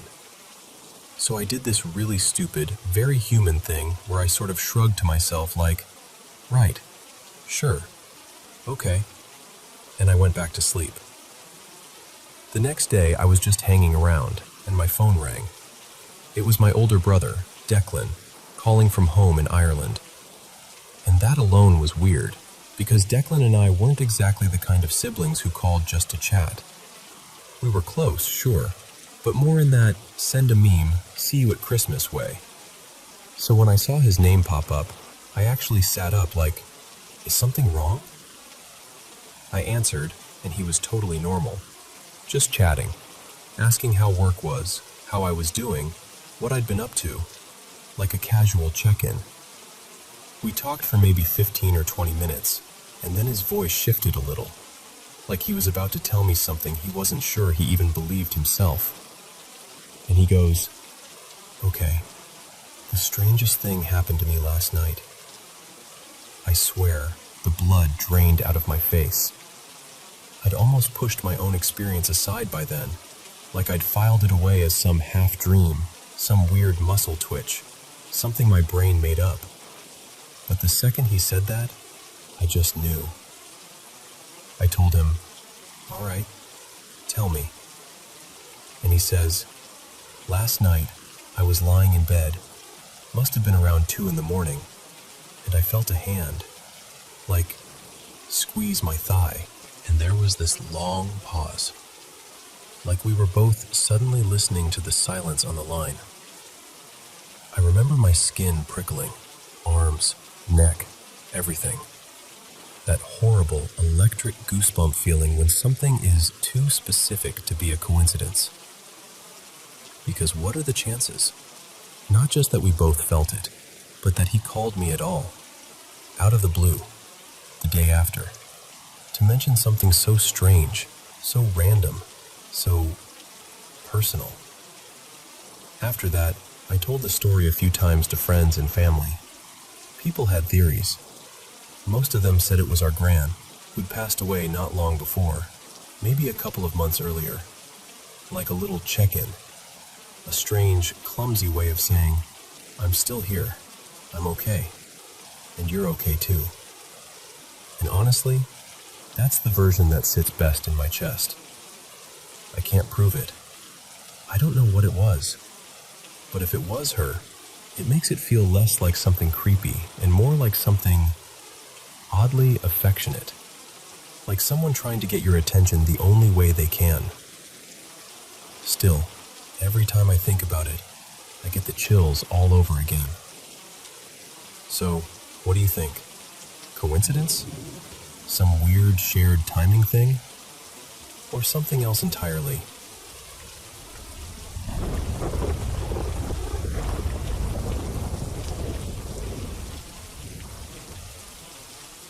So, I'm going to keep names and places vague, just because it still feels a little too close to home. A few years ago, I started having this recurring nightmare. It wasn't complicated either. It was always the same image. A dark tower hanging over everything in my life. Not like a normal building, more like a presence. Like it hovered there, and no matter what I did, where I went, what I tried to focus on, I was doing it under that shadow. And the feeling that came with it was wrong, heavy, mean, like the tower was watching.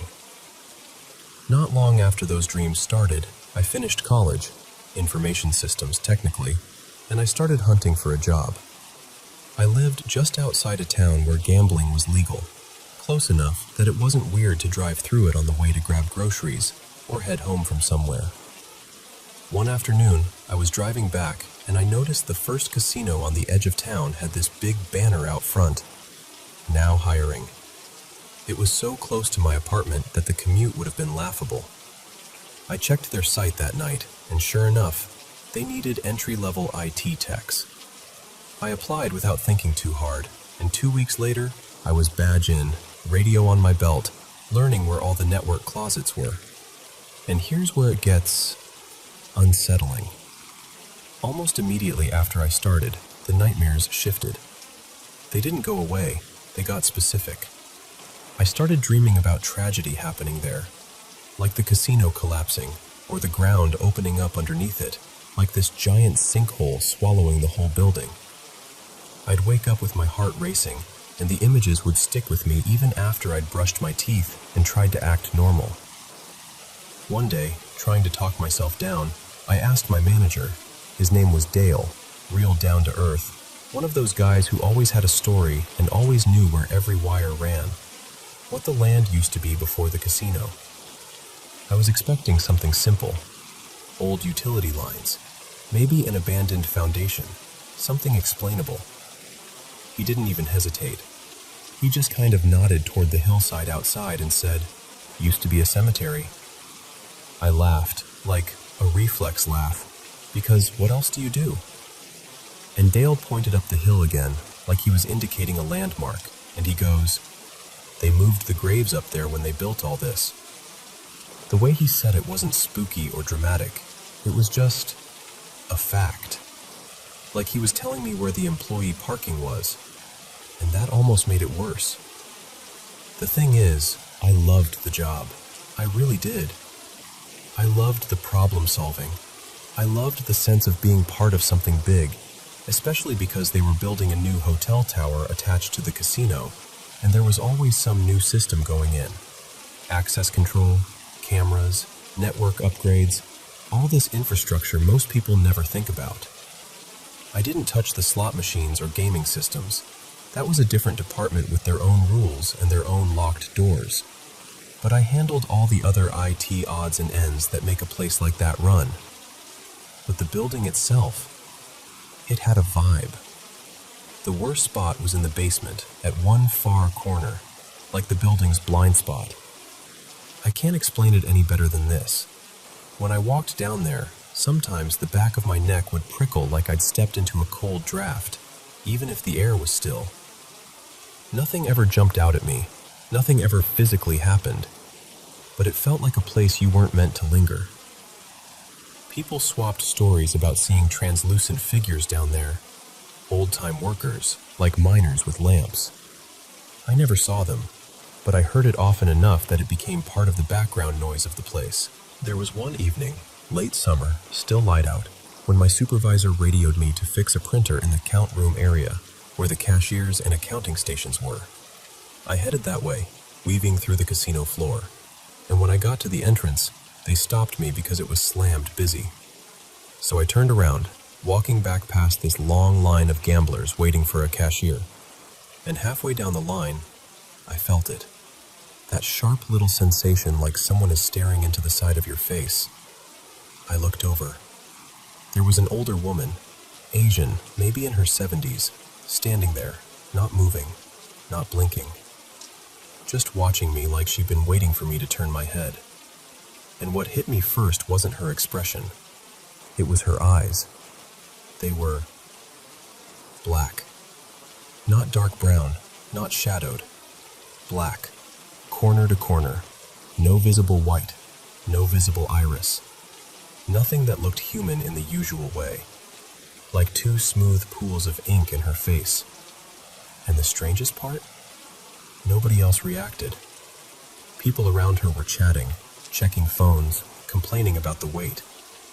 It was like I was the only one who could see that something was off. I didn't say anything. I didn't freeze. I just kept walking. Like if I acted normal, it couldn't follow me. Later, when the hotel tower was almost ready to open, one of the valet guys, Rico, caught me near the employee entrance. He was pale, jittery, like he'd been holding something in all day. He told me he'd gone up into the tower when it was supposed to be empty. No crews, no events, no guests. He had a video on his phone. In one of the banquet rooms, there was a chandelier hanging from the ceiling. And in the video, the chandelier was shaking gently, like someone had bumped it. You could hear the beads clicking, that tiny glass-on-glass sound. But nobody was near it. Nobody touched it. No airflow strong enough to do that. Just movement. Then the tower opened. A while after that, my team got told we needed to clear out a storage space in the tower. Old equipment, boxes, random IT leftovers that had been shoved into a room to deal with later. So we loaded up carts and hauled them to the elevator lobby on one of the hotel floors. I ended up standing there alone for a minute with 3 carts piled with gear, waiting for someone to radio back that they'd found us a room. The hallway was quiet in that specific way hotels are quiet, like the building is holding its breath. And then one of the carts, just one, started to roll. Slowly, smoothly, right toward me. I stared at it, and I swear my brain tried to make it normal. Maybe the floor tilted. Maybe my hands hadn't locked the wheels. Maybe... But it kept rolling. So I did the dumbest thing, because sometimes humor is the only shield you have. I half laughed and said, loud and sharp, "Okay, knock it off." And the cart stopped. Not gradually, not like friction took over. It stopped like someone put a hand on it. I quit a couple years later, but not because of any of this. Honestly, it was plain human workplace stuff. Management changes, personalities, the kind of thing that wears you down anywhere. But even after I left, the place didn't really leave me. Because the dreams came back. Not the little stress dreams. The original one. The tower. I dreamed I was standing outside, looking up at this towering hotel, and people were inside screaming and pounding on the windows like something catastrophic was happening, like the building was turning into a trap. And in the dream, I had this horrible, sinking recognition as I looked up and realized, that's it. That's the casino tower. That night, my husband, Evan, jerked awake so suddenly he woke me up, like he'd heard something. He didn't even say anything at first, just sat there, breathing hard. And I was groggy, so I rolled over and went right back to sleep. And I dreamed I heard an agonized scream, far off, carried on the air, from the direction of the casino. It's still standing. I drive past it all the time. Nothing's collapsed. The tower's still there, lit up like it's proud of itself. But I don't know how to explain this without sounding dramatic. Something about it feels wrong. Like it's still watching. Like it always was.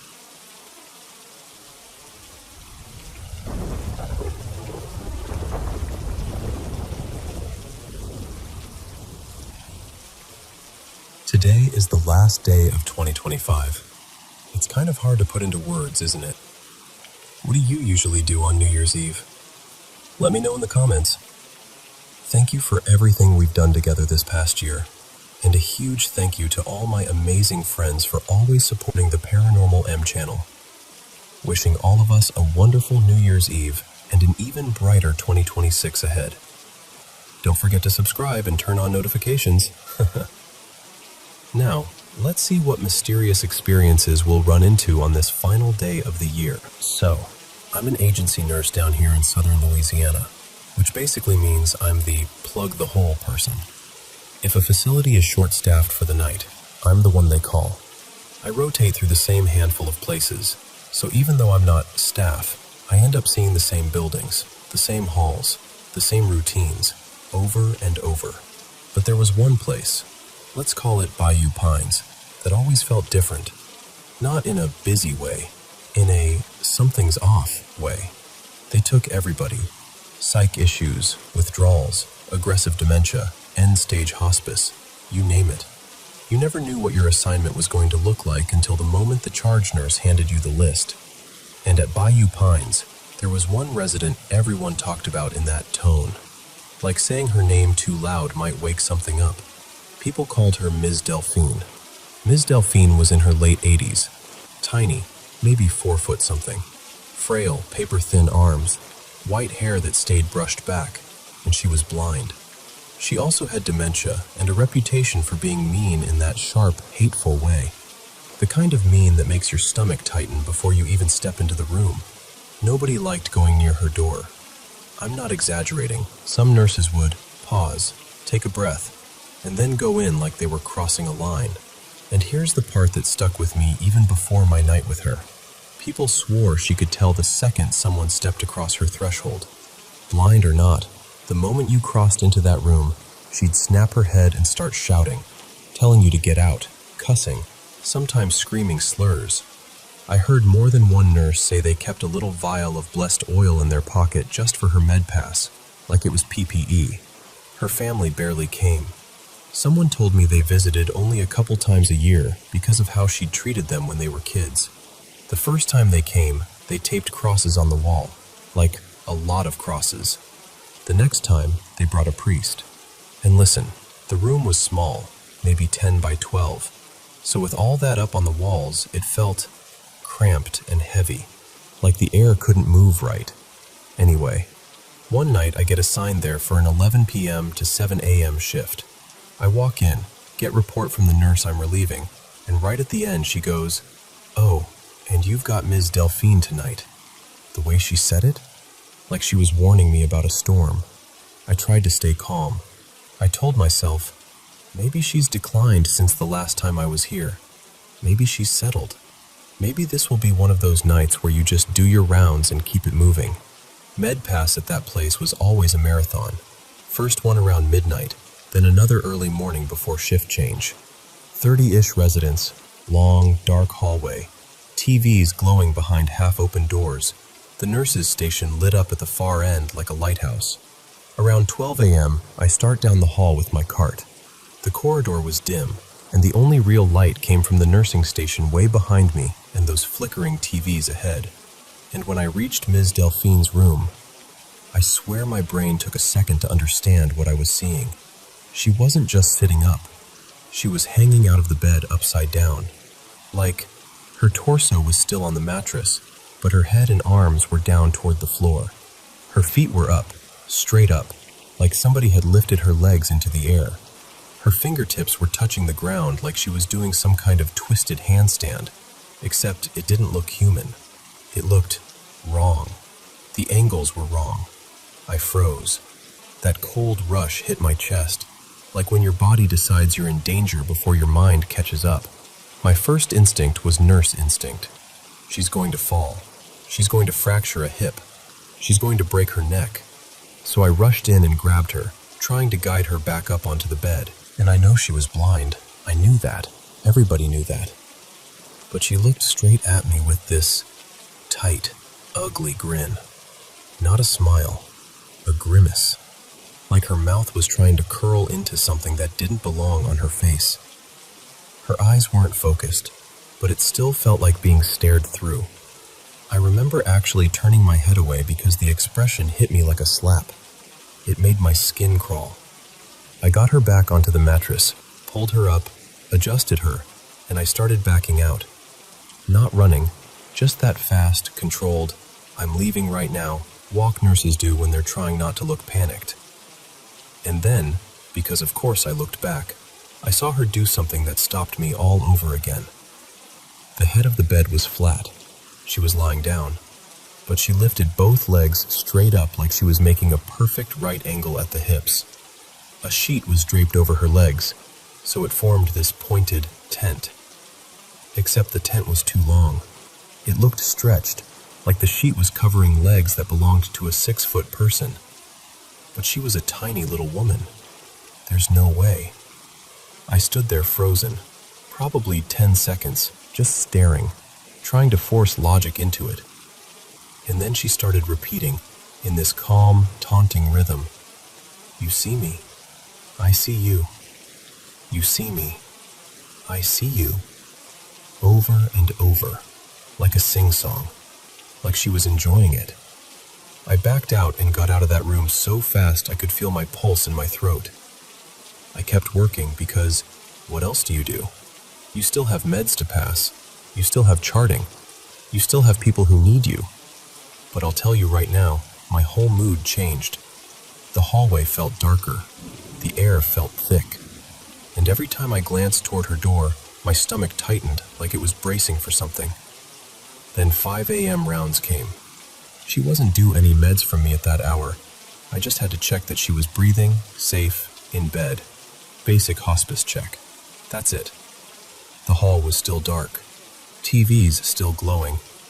Everything quiet in that eerie pre-dawn way. I walked toward her room, already tense, and the moment I got to the doorway, I saw her again. This time, she was on the side of the bed, like half-perched, and she did this motion that looked like a hop. Not a weak, shift-your-weight kind of movement. A hop like a kid getting excited, like someone bouncing on a mattress for fun. And the worst part? She landed back into the bed and turned her face in my direction at the same time, like she knew exactly when I was there, exactly where I was standing. Her TV was on, bright enough to light the side of her face, and the whole thing felt playful in a way that made my blood run cold, like she was performing. I walked up quietly, because I didn't even want my shoes to sound loud. And I remember thinking, how does she know I'm here? How? At that point, I was scared in a way I don't usually get scared. Not, this patient is unpredictable, scared. More like, my body is telling me something is wrong, scared. When the day nurse came in to relieve me, it was Tasha, full-time staff. I tried to tell her what I saw, and she gave me that look like, "Okay, babe, sure." She goes, "That's not possible. She can't do any of that." And then she starts listing it off. Ms. Delphine didn't feed herself anymore. She was contracted, legs stiff, limited mobility. Hospice. Family requested sedation, Ativan and morphine as needed, usually kept comfortable and sleepy. Tasha said the woman hadn't really spoken or been coherent in months. And I'm standing there like, I'm telling you, I didn't give any PRNs tonight, just her scheduled meds at midnight. She wasn't snowed, she was awake. Tasha shook her head. Even if she was awake, there's no way she moved like that. Vegetative, silent. No, you see me, I see you. No grimace, no movement, nothing. And it wasn't like she was pretending to sleep. It looked like the kind of stillness you don't question because it's exactly what you expect on hospice when somebody's that far gone. I stood there for a second, just staring, because it felt like the night had been erased. Like I'd imagined the whole thing, but I hadn't. I know what I saw. I know how her face looked when she turned toward me. I know the way the sheet tent looked wrong, and I know how that hallway felt. Heavy, dark, almost dangerous, like the air was warning you. I didn't call it demonic. I'm not even saying it was supernatural. I'm just saying, whatever it was, I never went back to that facility again. And to this day, I still get goosebumps thinking about that quiet little voice, repeating like a promise. You see me, I see you.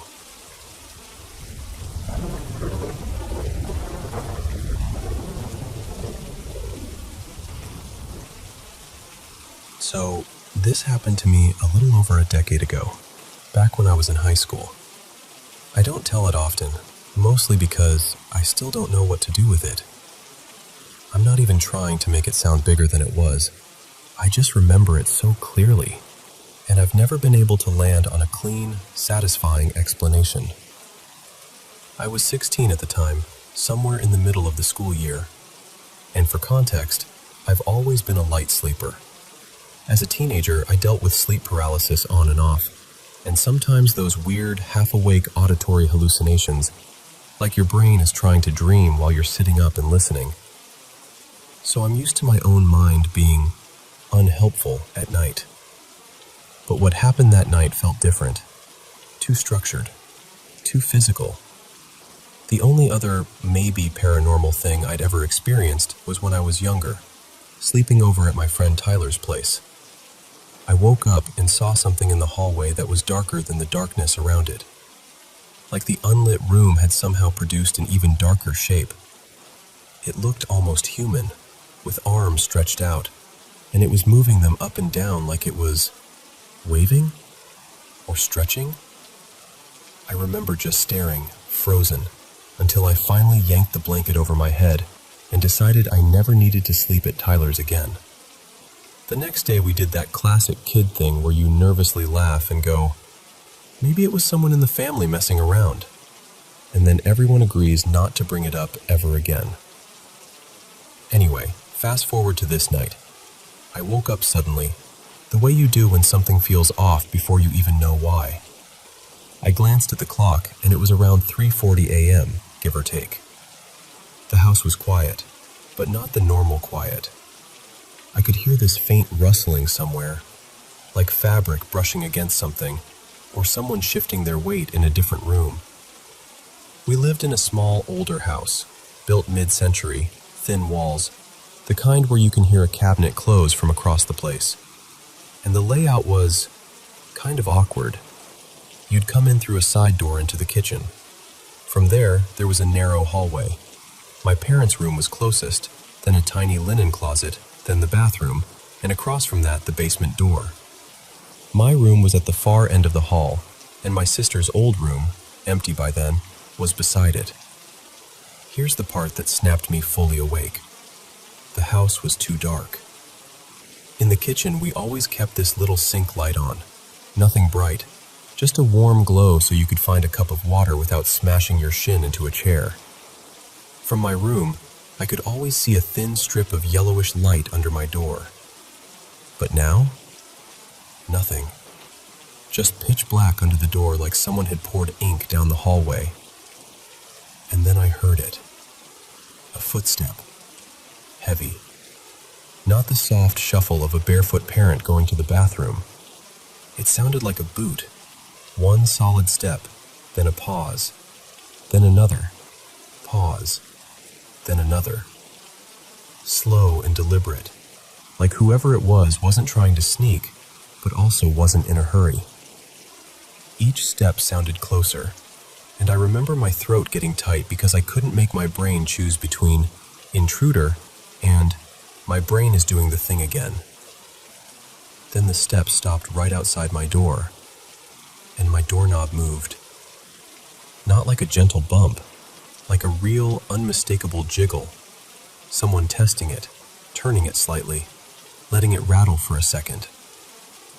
And then, nothing. No footsteps walking away, no door creaking, no whispering.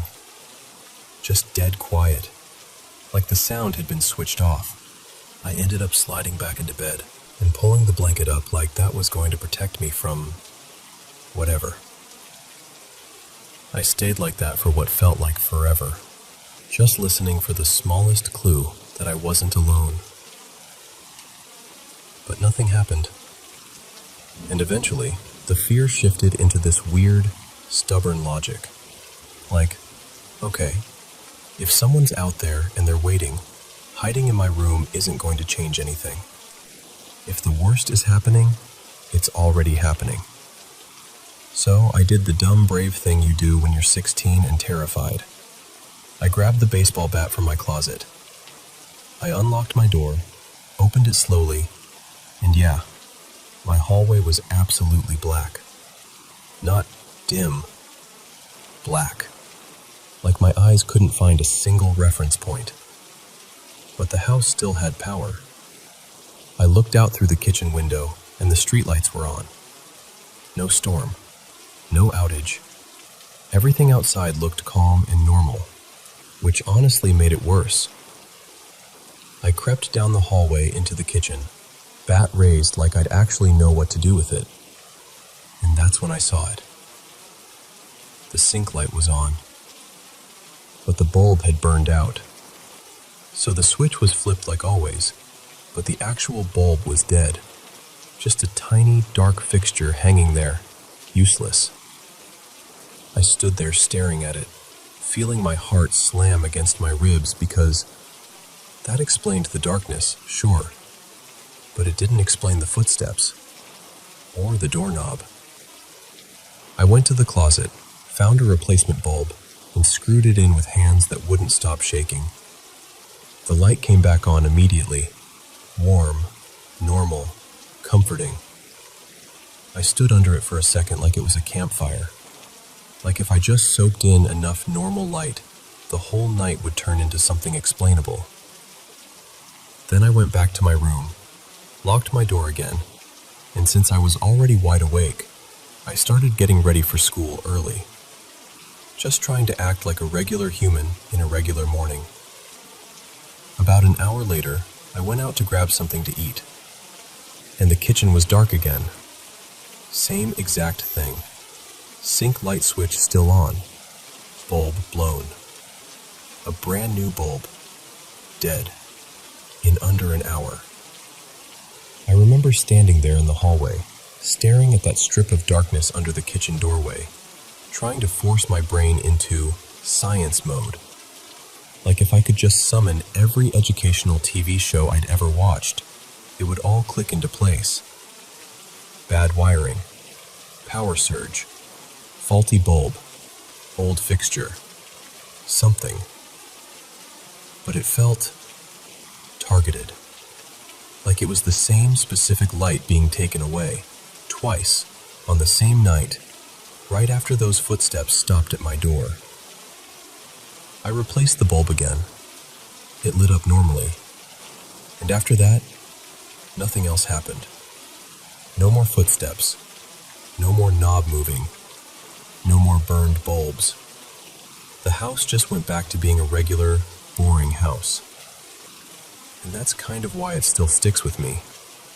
Because it wasn't some dramatic haunting with slamming doors and floating objects. It was small, quiet, almost polite. But it felt intelligent in a way that makes my skin prickle even now. To this day, I still don't know if I lived through something paranormal, or if my tired teenage brain stitched together coincidence and fear into one perfect memory. But I know what I heard, and I know what that doorknob felt like. Like someone was right there, on the other side, deciding whether they could get in.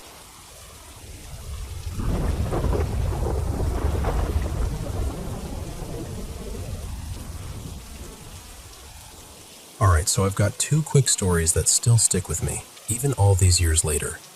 And I mean stick with me in that way where you'll be doing dishes one day, and suddenly your brain goes, "Hey, remember that?"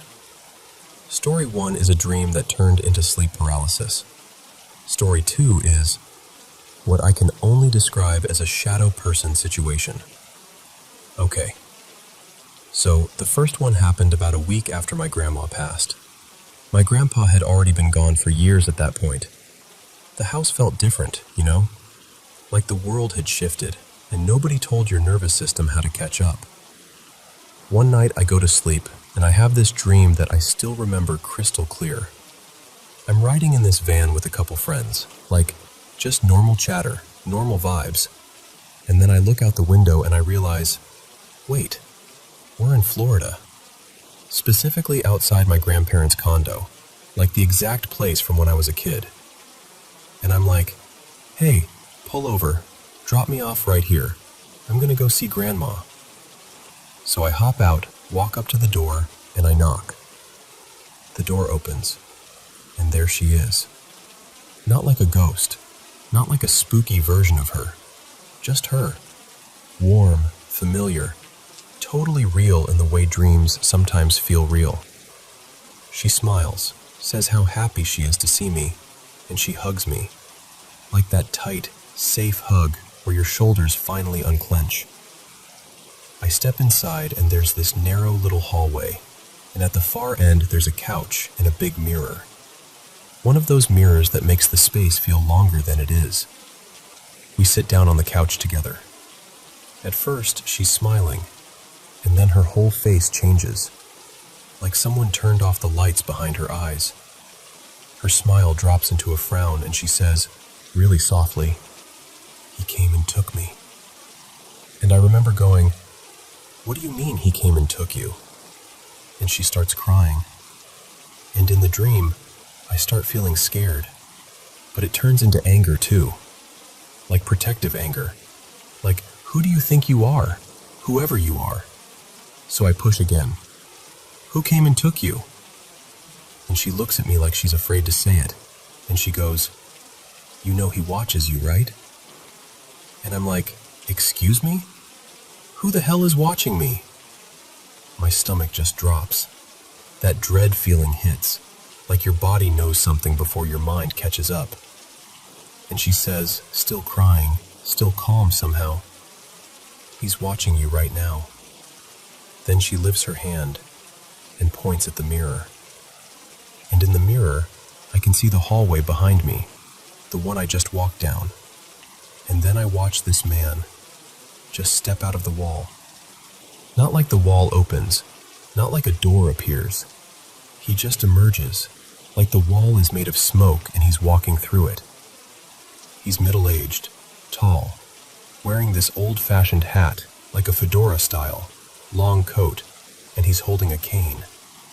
And the weirdest part is, he looks like my grandfather, but not how I knew him, like a younger version. Same shape to the face, same vibe, but it's not comforting. It's wrong. He pauses for half a second and turns his head, and I swear, he looks right at me through the mirror, like he knows I'm watching. Then he keeps walking, and goes into the opposite wall and disappears the same way he came. I whip my head back to my grandma, and her face goes totally neutral, blank. But there are tears still running down her cheeks like her body is still reacting, even if her expression isn't. And right then, I wake up. Except I don't wake up. I'm awake, but I can't move at all. No arms, no legs, no turning my head, nothing. I try to call out for my mom, like actually yell, and nothing comes out. I can't speak. I can't even get a sound. It feels like forever, but if I had to guess, maybe 8 or 9 minutes? Something like that. And then finally, suddenly, it breaks. Like my body gets control again, and I can move. For a long time after that, I told myself it was my grandpa coming to get my grandma. That was the story my brain wanted to believe because it felt easier, familiar. But later, years later, I started reading about sleep paralysis and all those shared experiences people describe. And then I saw it. The Hat Man. This figure people talk about seeing during sleep paralysis. This tall man in a hat, sometimes with a coat, just watching. And that messed me up, because it matched my dream so closely that it made my skin go cold. And what's even creepier, recently I was scrolling through old paintings online, just aimless late-night browsing, and I stumble on this one piece that makes me freeze, because it looks like him, that silhouette, that shape. And when I read about the painting, the artist basically said he painted it because the figure kept showing up in his dreams, like he was being haunted by it. So yeah, that's story 1. Now story 2. This was about 10 years later. I was living in a house with a couple friends. I had the basement room. Down there was this small hallway, washer and dryer, and then the basement door. A few days after moving in, I wake up in the middle of the night and I check the time. 4:47 a.m., or close to that, like right around there. I'm half asleep, so I shrug it off, roll over, go back to sleep. Next night, same thing. I wake up, check the time. Right around 4:47 again. By the third night, I'm annoyed. I'm like, is someone coming downstairs? Doing laundry before work? Slamming something? So I ask my roommate, my buddy Marcus, if he's been heading down there early. He's like, nope, not me. All right. So the next night, I wake up again at the same time. And this time, when I open my eyes, I see something at the opening of that hallway. And I don't even know how to describe it without sounding ridiculous, but it's like a void.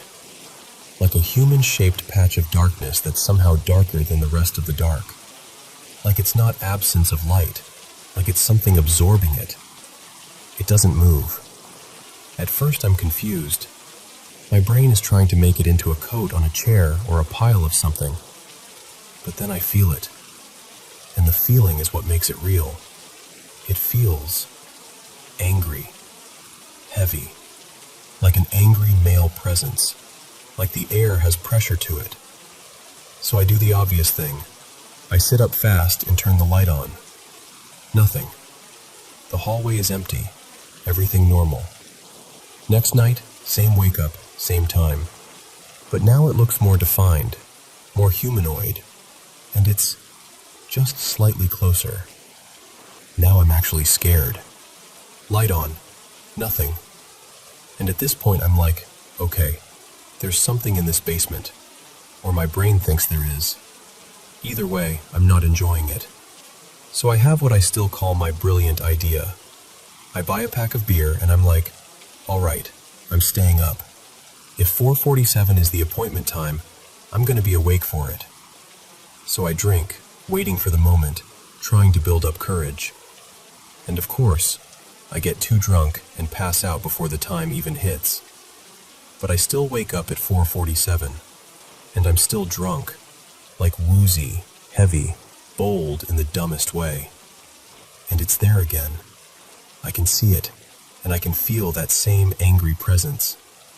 So I stumble up and I start talking to it like I'm in a movie, like I'm some priest in an exorcism scene, even though I'm not religious at all. And I'm slurring something like, "You're not welcome here. This isn't your house anymore. You have to go. You need to go toward the light." I turn all the lights on and I pass out again, but this time it's different.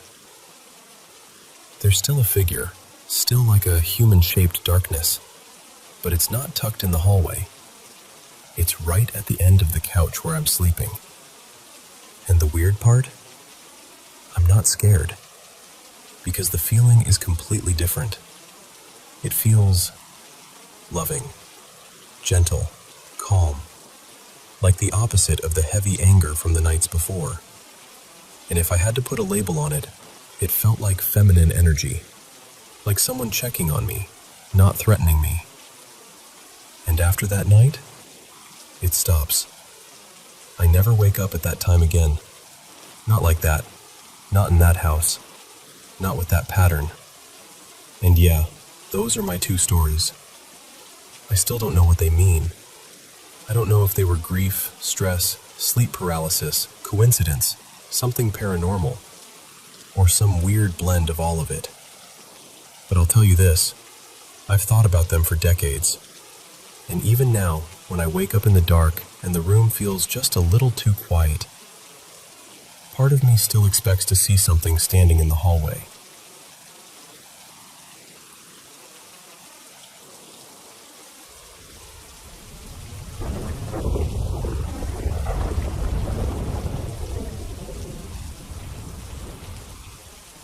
So, this happened on a totally normal weeknight.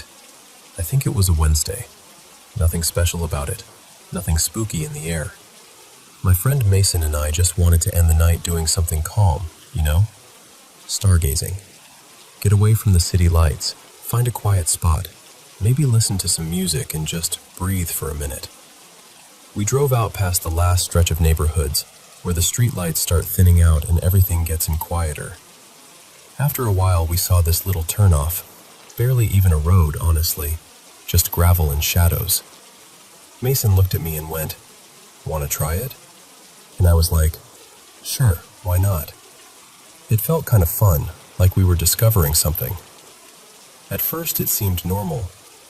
The road split into these smaller roads, almost like little branches, and we kept taking the one that looked like it went deeper.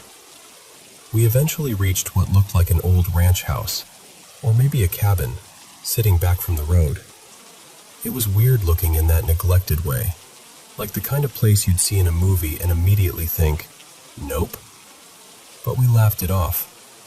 Probably just someone's property, old and falling apart, whatever. But then, the vibe changed. We started noticing these little signs and number markers along the road, and I swear they were counting down, like we were going the wrong way. Like this was supposed to be an exit, not an entrance. And the trees were getting thicker, closing in. The road felt narrower. The darkness felt heavier. I checked the map and it said we were like 5 minutes from the end of the road. Easy. Except it just kept going. 10 minutes. 15. It felt like the road was stretching itself out, like it didn't want to end. And the more we drove, the more my stomach started doing that sinking thing. Like when your body realizes something's off before your brain can explain why. Finally, I said, "Okay, turn around. Now." And Mason didn't argue. He just nodded, like he'd been waiting for me to say it. So we turned around, and 3 minutes into heading back, the car started moving like it had a mind of its own. I'm not kidding. Flat road, no slope, no wind pushing us. The engine wasn't revving or anything. It was just rolling, steady, like it had been set on cruise control, except Mason wasn't touching the pedals. I didn't believe it at first, like I actually laughed, because it sounded insane. So Mason, to prove it, lifts both feet up and puts them on the dashboard. Just casually, like, "See?" And the car keeps going. Same speed, straight down that gravel road like it's being guided. That's when the fear really hit me. And then I noticed the trees.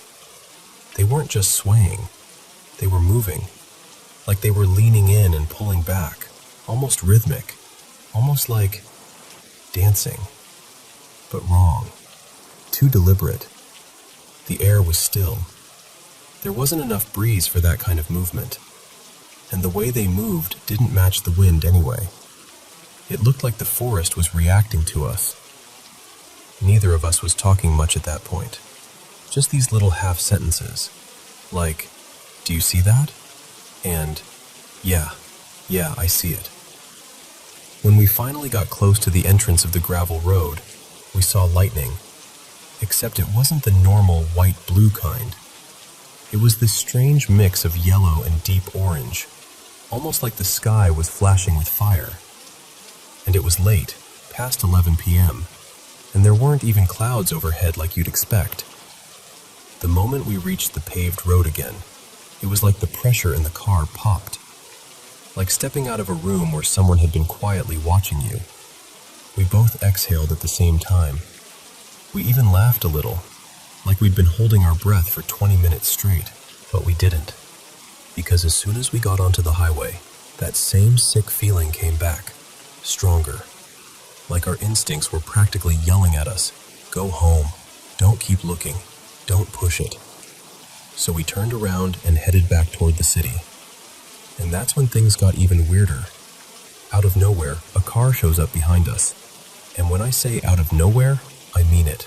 2-lane road, no side streets, no driveways, no intersections for miles. 1 second it's empty behind us. The next, there's this pale-colored sedan right on our bumper. So close I could barely see its headlights in the mirror without them blasting into my eyes. It rode us like that for what felt like forever, probably 10 minutes. We sped up to get distance. It sped up too. We slowed down. It stayed right there. No honking, no passing, just glued to us, like it was hurting us. My hands were gripping the door handle. Mason had both hands locked on the wheel. We weren't even playing music anymore, just silence and the sound of tires on asphalt. And then, we crested this small hill. The headlights dimmed, just slightly, and then the car was gone. No turnoff, no brake lights, no pulling back, nothing. Just empty road behind us. I felt my stomach drop so hard it was like I'd missed a step. Not long after that, we passed this older guy on the shoulder with a broken-down electric SUV, hood up, trunk open, standing there like he'd been stuck for a while. But he didn't have hazards on. No flares, no phone light, just standing in the like he was waiting. And by then we could already see the distant glow of the city, so it wasn't like we were in the middle of nowhere anymore. But it still didn't make sense. We finally got home, and we just sat there in the driveway for a minute, staring at the dashboard like we needed proof we were back in reality. We talked through it, over and over, trying to make it make sense, trying to turn it into something funny. But I didn't sleep. Because earlier on the gravel road, I'd taken a quick video, just a few seconds, mostly to capture how dark it was and how the trees looked. I didn't even think about it at the time. Later, in bed, I watched it again, and the second I saw it, my chest went cold. In the reflection on the windshield, on my side, the passenger side, there was a face, an older woman's face, clear enough that I could make out the shape of her cheeks and her eyes, like she was sitting right there where I'd been. Except, I was the only one in that seat, and the worst part is, when I saw it, it didn't feel like a trick of light. It felt like something that had been there the whole time, quiet, patient, just waiting for us to notice. And ever since then, I can't drive down a road like that without thinking, what if we didn't just stumble into a weird place? What if we almost didn't get to leave it?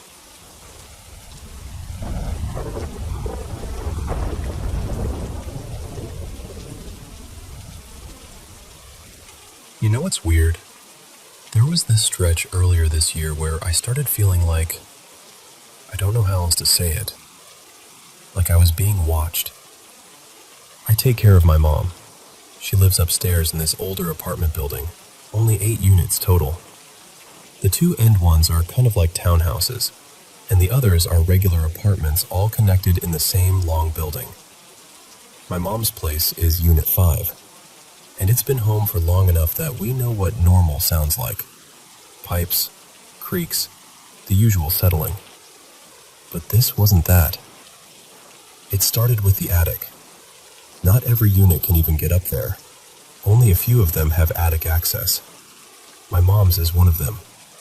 And for weeks, it was like clockwork. Every single night, always late. Somewhere between about 10:45 p.m. and 3 or 4 in the morning, I'd hear movement above us. Not a little scurry, not a random pop, actual footsteps. Shifting. The kind of sound that makes you stop breathing for a second because your brain goes, wait, that's weight. And I'm telling you, I'm not someone who jumps at every noise. These apartments are old, sure, but this was too consistent. Too timed. Then I noticed something that made my stomach drop. The attic opening, the little panel in the ceiling, looked different, like it had been nudged out of place. My mom and I haven't touched it. We have no reason to. We don't store anything up there, and honestly, it's creepy enough without adding dust and darkness to the mix. But it wasn't just the panel. There are these bolts and fasteners along the roofline, and a couple of them looked slightly pushed in, like the roof had taken pressure from above. And I know that can happen when someone heavy moves around up there, because years ago, I climbed into an attic in my aunt's building, and she pointed out the same thing. The bolts were pressed down in the exact spots where I'd stepped. It left a little tell, like proof. So when I saw that same kind of sinking above my mom's ceiling, my mind went, okay, Someone's been up there. And the thing is, it wasn't just the attic. Sometimes, when the apartment was quiet, especially if I was alone, I'd hear people talking. Like low voices, muffled, but close. And the creepiest part? It always sounded like it was coming from my little sister Mariah's old bedroom. Except Mariah is almost never home. She's always out. Friends, trips, staying with her boyfriend, whatever. So I'd hear it, and I'd do the normal thing, right? I'd call her name. I'd walk over and open the door, ready to tell her she scared me. And every time, the room would be empty. No TV, no phone speaker, no one. Just silence. Then the sleep stuff started. This part is hard to explain without sounding dramatic, but it felt like my body was betraying me. There were nights where I'd doze off on the couch for just a minute, like one of those "I'll rest my eyes" naps, and I'd slip immediately into this dream that didn't feel like a dream. Everything looked exactly like it did when I fell asleep. Same room, same shadows, same couch under me. It was like I never left the moment. And in it, something I couldn't see would come at me. Not like a jump scare horror movie thing, more like a presence, a force. I'd feel this heavy pressure, like something pinning me down. My chest would tighten. My whole body would get that sick, warning feeling, like your instincts are screaming but your muscles won't move. And the worst part? I'd know I was asleep. I'd be thinking, wake up, open your eyes. But my body wouldn't respond. I remember thinking, is this what people mean by astral projection? Except it didn't feel mystical or peaceful. It felt wrong. Like I was stuck in the exact same room, but something else had access to me there. But there was one night, just one, that scared me more than all the others. I fell asleep the same way, and it happened again. Same couch, same room, that same trapped feeling. Except this time, I wasn't alone in it. There was a figure standing a few feet away from me. Tall, too tall for the space to feel normal. And it wore something like a hood, the way a cloak hangs when someone is trying to hide. I couldn't see a face. Not because it was shadowed, because there was nothing there. No eyes, no nose, no features, just darkness, like someone had cut a hole where a face should be. But I saw the hands. That's what I can't shake. The fingers looked thin and too long, like bone with just enough skin to cling to it. Dry, almost dehydrated.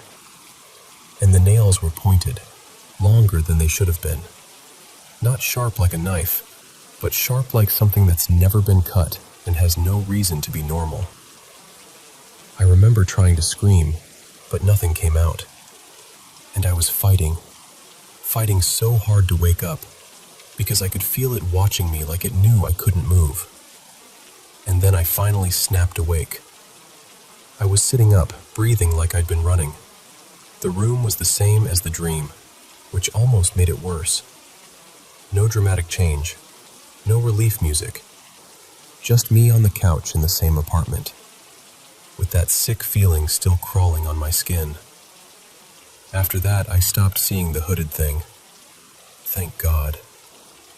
But I still don't sleep the same. I don't. And there's one more detail I can't ignore.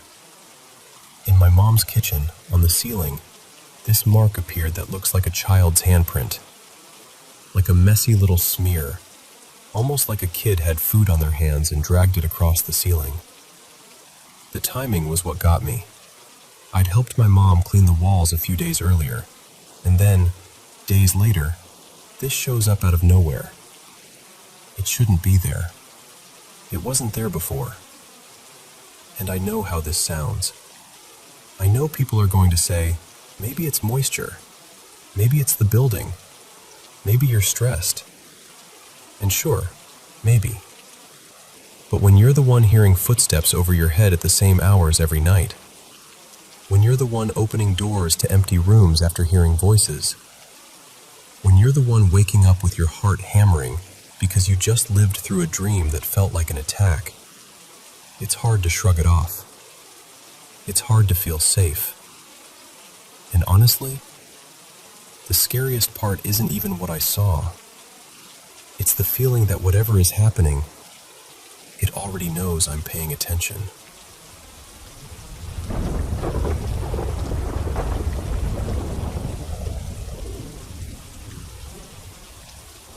Okay, so this is one of those childhood memories that's still lit up in my head like it happened yesterday, and I genuinely don't know what to do with it.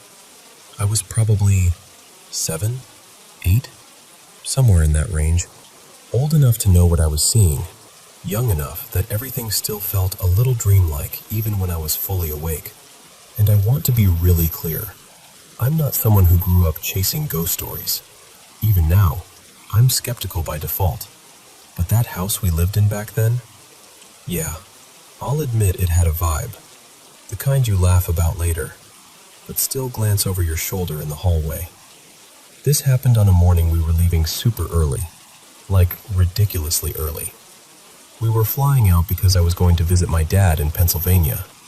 My mom, well, in this version of the story I'll call her Marissa, was the type who believed the airport was basically a battlefield, and you survived by arriving 3 hours before anyone else.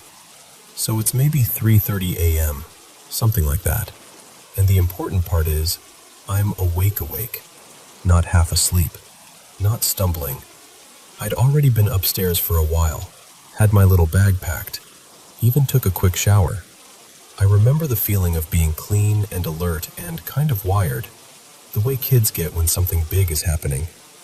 Right before we're about to leave, I go downstairs to use the bathroom one last time. The bathroom was right next to the laundry room. Like, you open the bathroom door and the laundry room is basically right there. We had a stacked washer and dryer, and I could hear Marissa moving around in there, rustling clothes. So I finish up, wash my hands, and I crack the bathroom door open just a little, because I'm a kid and I'm nosy, and I peek out, and I see her at the dryer. She's taking clothes out, but the way she's doing it is wrong. Not like, oh, she's tired wrong. More like stiff, like a toy. Like someone had watched a person fold laundry once and was now trying to imitate the choreography. Her arms were weirdly straight. She'd lift them up, grab exactly one piece of clothing, lower her arms straight down, then extend forward and drop it into the basket without even glancing. Then repeat. Same pace, same angles. No pause, no adjustment, no little human fidgeting. Over and over and over. At first, I'm not scared. I'm just puzzled. Like my brain is trying to categorize it. Mom's being weird. Mom's tired. Mom's distracted. So I whisper, Marissa? Nothing. She keeps doing it. I try again, louder. Mom? Still nothing. She doesn't even shift like she heard me. I turn the faucet off, clear my throat, like I'm trying to announce myself properly, and I say it again. Mom!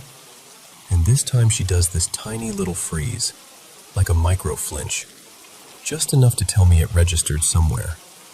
But then she goes right back into the exact same movements, back still turned. And now my stomach is starting to tighten, because I'm realizing she's not responding like a person. She's responding like something that heard a sound and then described to continue whatever it was programmed to do. So I raise my voice. Mom! Nothing. So I finally shout, full volume, kid shout. Mom! And she stops. Whatever she was holding slips out of her hands, and she turns around, slowly, like it takes effort. And when she faces me, I can still see it. That's the part that never faded. It was terror. Pure terror, but not like she was scared of something in the room. It looked like she was terrified of me, like she didn't recognize me at all. And I'm just standing there, frozen, with my hands still damp, my heart suddenly going wild, like this hard pounding you can feel in your ears. I remember thinking, why is she looking at me like that? What did I do? She doesn't say a word. She just pivots, stiffly, again with that uncanny marching thing, and she walks toward the back door that connected to the laundry room. It's winter, snow on the ground. She's dressed for inside, shorts, a thin t-shirt, and my kid brain is instantly like, she can't go outside like that. She'll freeze. So I run to the back door and yank it open, and outside, there's fresh snow. No footprints. Nothing. Like no one had stepped out there at all. Now I'm officially panicking, because for a second I think, she's leaving. She's going to the airport without me. I scream, just absolutely scream, "Mom!" as loud as I can. And immediately, from the living room on the far other side of the house, I hear her real voice. Calm, normal, sleepy, annoyed. "Yeah?" From the wrong side of the house. And I remember whipping around so fast it almost made me dizzy, because there's no way she could have gotten over there without passing right by me. And there's no way she went outside without leaving tracks. And there's no way, two versions of her exist in two places. But when I look back at the laundry room, the dryer door is still open. The basket has clothes in it. The task had been happening in the real world. It wasn't like I imagined an empty scene. After that, it's fuzzy. Not because the memory isn't vivid, more like my brain slammed a door. I remember a rush of heat, then cold, then crying so hard I could barely breathe. And I remember running toward the living room like I was escaping something, and I couldn't even explain what I'd seen because it didn't fit into words. Years later, I asked my mom, Marissa, what she remembered about that morning. And she told me she did remember me running out of the laundry room crying, totally inconsolable, like something had seriously scared me. But she didn't remember anything happening that would explain it. She even said it stood out because I wasn't the kind of kid who made stuff up or scared easily. And that's it. That's the whole thing. So when I look at it now, I can admit there are a ton of possible explanations. Kid brain misidentification, stress, a weird dissociative episode, a half-dream state that somehow layered itself onto a real moment. But the problem is, I remember it too cleanly, too precisely. The posture, the timing, the expression, the way the voice came from the living room like nothing happened. It's the kind of memory that doesn't feel like imagination. And I'm not even telling you this like, ooh, ghost story. It's more like, this is a file in my brain labeled unresolved. And every time I open it, I still feel that exact same cold shock. And the creepiest part? It wasn't just that it looked like my mom. It was that whatever it was seemed to be trying really hard to be her. And for a moment, just a moment, it almost succeeded.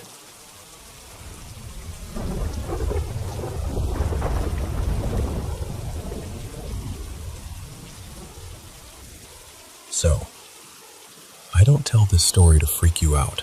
I'm telling you because it still sits in me, years later, like a stone you keep turning over in your pocket. Back then, I was about 26, living out in the German countryside. Mostly open fields, farms, little streams cutting through the land. Not the dramatic kind of nature, you know? No towering mountains, just long, flat stretches where you can see forever. And on a clear night, the sky usually puts on a show. There were a couple wind turbines out there too, turning and steady like they always do. That night, I'd been at my friend Marcus's place. It was late, around 11:30, maybe closer to midnight, and I was driving home on this narrow road that cuts between farmland. Cool autumn air, clear weather, the kind of night where you'd normally catch a few headlights in the distance, even if it's rural. But I didn't. For at least 10 minutes, not a single car. Not coming toward me, not behind me. And that's what got under my skin first. Not fear, not panic. Just this mild, crawling uneasiness. There's a highway exit not far from there, so it's weird for the whole area to be that empty. I remember actually thinking, okay, where is everyone? I tried to shake it off, kept driving, and then, maybe 2 minutes later, I saw something out in a field to the right. At first, it didn't even make sense, just a shape in the darkness. Then my headlights caught enough of it, and my brain finally translated it. A car, upside down, far from the road, like 70 or 80 meters out. My stomach dropped. I pulled over immediately, hazards on, and grabbed my phone. I dialed emergency services with this sudden automatic urgency, like my body was moving before my thoughts caught up. Then I got out and started walking toward it, using my phone flashlight to cut through the dark. It was an older hatchback, dark blue, maybe black, something like an Opel or a Golf. Honestly, I'm not even sure anymore because my focus locked onto details in this strange, sharp way. One wheel was completely missing, just gone, and I remember seeing it lying off to the side like it had been ripped away. As I got closer, I prepared myself for something awful. You know how you brace for it, like you're building a wall inside yourself? I leaned in and shined the light through the broken side window, and there was nobody. No driver slumped over, no passenger, nothing. Just empty seats, and a smear of blood on the steering wheel. That's when I told the operator what I was seeing. She asked the normal questions, where I was, what the car looked like, if I could see anyone nearby. I told her no one, just blood. She sounded calm, professional. She told me to go back to my car, keep my hazard lights on so the responders could find me, and said they'd be there in about 5 minutes. And then the call ended. Now here's where it gets hard to explain, because the car wasn't even the strangest part. The strangest part was what was happening inside me. From the moment I stepped out of my car, it felt like someone had set a heavy weight on my chest. Pressure, like mild pain mixed with this inner tension. Breathing wasn't impossible, but it felt wrong, like my body didn't want to pull air in. I had never felt anything like it before, and I'm not a nervous guy. I'm tall, broad, I've always been physically active. I don't scare easily. I don't walk around thinking danger is waiting for me. But standing there on the roadside, I was scared. Not because I saw a wreck. I mean, yes, that was disturbing, but this was different, more primal. Like every cell in my body was saying one clear sentence: get back in your car. Leave. Now. And only once I was sitting there, hands on the steering wheel, did I start noticing the rest. There were no sounds. No wind in the grass. No distant highway hum. No frogs. There's water nearby, you'd normally hear something. No insects. Nothing. It was like the world had been muted. And then I looked up, and I swear to you, the sky was wrong. It had been a clear night when I left Marcus's place, but here, above this stretch of road, it was just blank. No stars, not even faint ones, just darkness. 5 minutes passed. Nothing. 10 minutes. Still nothing. The pressure in my chest kept building. I kept checking the road in both directions, expecting headlights, expecting anything. I even started thinking maybe I'd gotten the location wrong. Maybe they were coming from the other side and I just hadn't seen them yet. 20 minutes. No sirens. No police. No ambulance. No random car passing by. Not one. And by 30 minutes, I was shaking. Not dramatically, just this tight, contained trembling, like my body was holding itself together by force. The sensation in my chest had become unbearable, like my own instincts were physically punishing me for staying. So I left. I hate that part, but it's the truth. I drove away because I truly felt like if I stayed 1 minute longer, something bad would happen. And I didn't even know what that something was. I just knew it. When I reached the next town, I pulled into a gas station that was still open. I didn't even care about the coffee at first. I just needed light, people, normal sounds. I needed reality to feel solid again. Her name tag said Nina, asked if I was okay, and I must have looked pretty rough because she kept watching me while she rang me up. I asked her if any emergency vehicles had gone by in the last half hour. She said no. And then she added, casually, like it was just a weird coincidence, "Actually, there hasn't been much traffic at all for a while." She shrugged it off after that, but I couldn't. I stood there gripping this paper cup, feeling my hands finally stop trembling just because another human being was talking to me about normal things. I went home, exhausted, and slept like I'd been knocked out. But in the morning, it was still in my head. That feeling, that silence, that blank sky, the overturned car. So I got dressed, got in my car, and drove back to the spot. And there was nothing. No wreck, no debris, no torn-up field, no tracks, no flattened grass. Nothing to show a car had been upside down out there at all, especially that far into the farmland. It should have left evidence. It had to. My skin went cold. I checked my phone. No emergency call in my history. Not even a failed call. Just nothing. Like the conversation had never happened.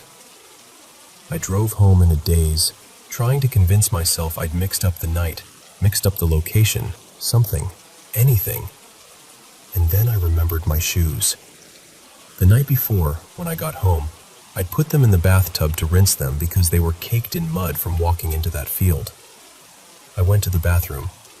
They were still there. Dirty, streaked with dried mud. I looked up local news, police reports, anything. There was nothing.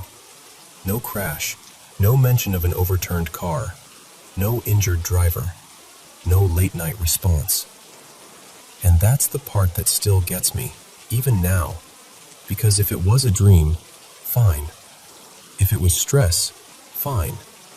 If my mind played tricks on me, okay. But then why were my shoes in the bathtub? Sometimes, when I can't sleep, I replay it and my mind circles the same questions like it's trying to land on something that makes sense. What if I had waited longer?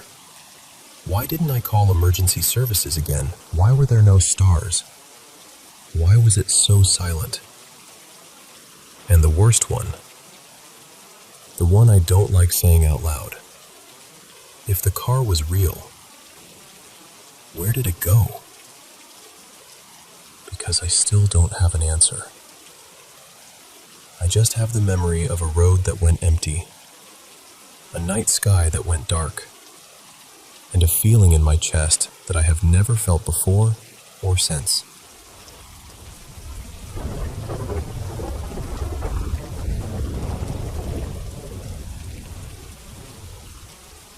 So, picture this. It's a totally ordinary weeknight. We're all at the dinner table.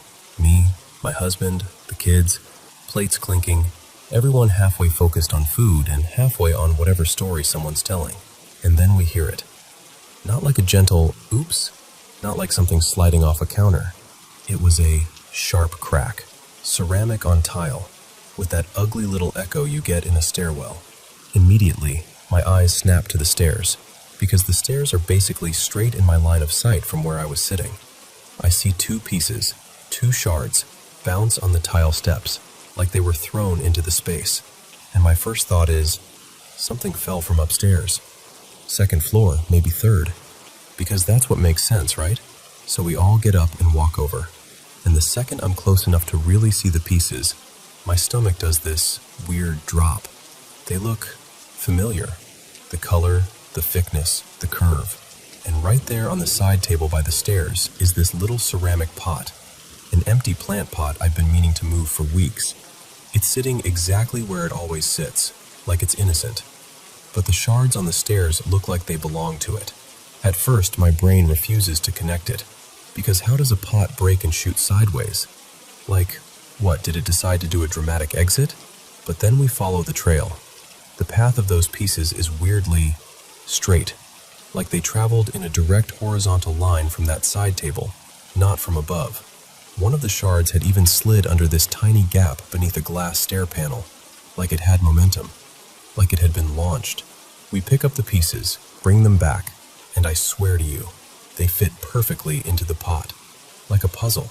The pot had been intact, sitting there quietly, and now it was missing exactly those two chunks. So now we're standing there doing the most human thing ever, trying to recreate reality. We check the upper floors. We look for something small and heavy, like maybe a little decor object or a tool or anything that could have fallen, hit the pot, and sent pieces flying. Nothing. No missing item. No extra object rolling away. No second sound. Just the crack and those two shards. And what really threw me was this. The pot's rim wasn't chipped. There wasn't a dent. No mark that screamed, "Something hit me." It looked like it simply snapped and ejected pieces with force. Now here's where it gets personal, because my husband, Elias, has this belief from his family. In his culture, when something like glass or ceramic breaks inside the home, it can mean the evil eye has been absorbed and dispersed. Like, instead of landing on a person, the negative energy finds an exit through something breaking. And I know how that sounds. I do. I'm not floating around the house with incense looking for portals. I'm a maybe there's a logical explanation kind of person. But I'm also not the type to ignore a string of strange things when they pile up. Because this wasn't the first time something like this happened to us. A while back, we had guests over, Nadia and her husband. Sweet couple, but they'd been struggling to have a baby for years. At the time, we had a newborn. The visit was normal. Dinner was normal. Until our baby suddenly started screaming like I have never heard in my life. Not hungry crying, not tired crying. This was that panicked, piercing, continuous scream that makes your whole body go cold. It went on for about 20 minutes straight. We couldn't calm her down. Nothing worked. And I got so scared I actually called an ambulance. When the paramedics arrived, she was completely calm. Like, peacefully normal. They checked her, reassured us, and left. Fast forward to now. I'm pregnant again. I'm visibly pregnant, like there's no hiding it anymore. And earlier today, I met up with a bunch of former coworkers. Maybe 10 or 12 of them. People I haven't seen in a while. And it was one of those gatherings where everyone is happy for you, but the comments are a lot.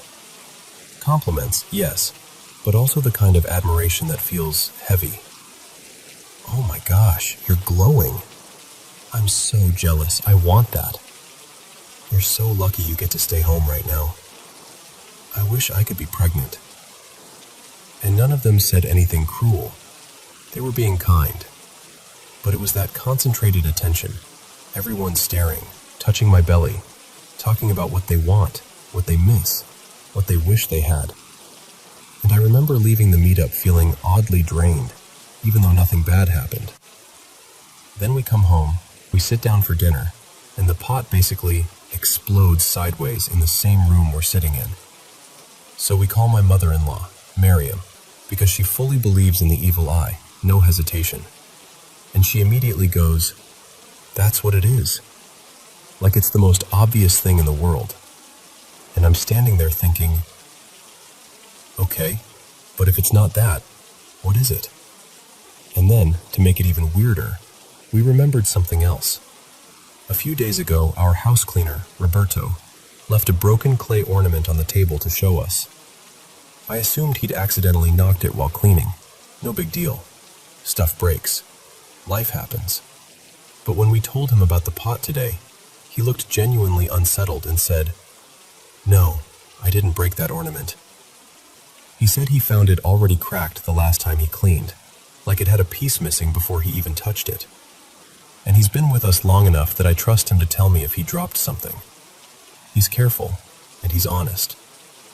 So now I've got multiple breakages with no clear cause, and this one, the pot, didn't just break. It threw pieces. And that's the part that keeps replaying in my mind. The trajectory, the force, the fact that my eyes were on the stairs and I didn't see anything else fall. So I'm here in this uncomfortable middle space where half of me wants to be rational. Temperature change, hairline fracture, pressure, vibrations, whatever. And the other half of me is like, okay, but why now? Why right after that meetup? Why does it feel like the house is reacting?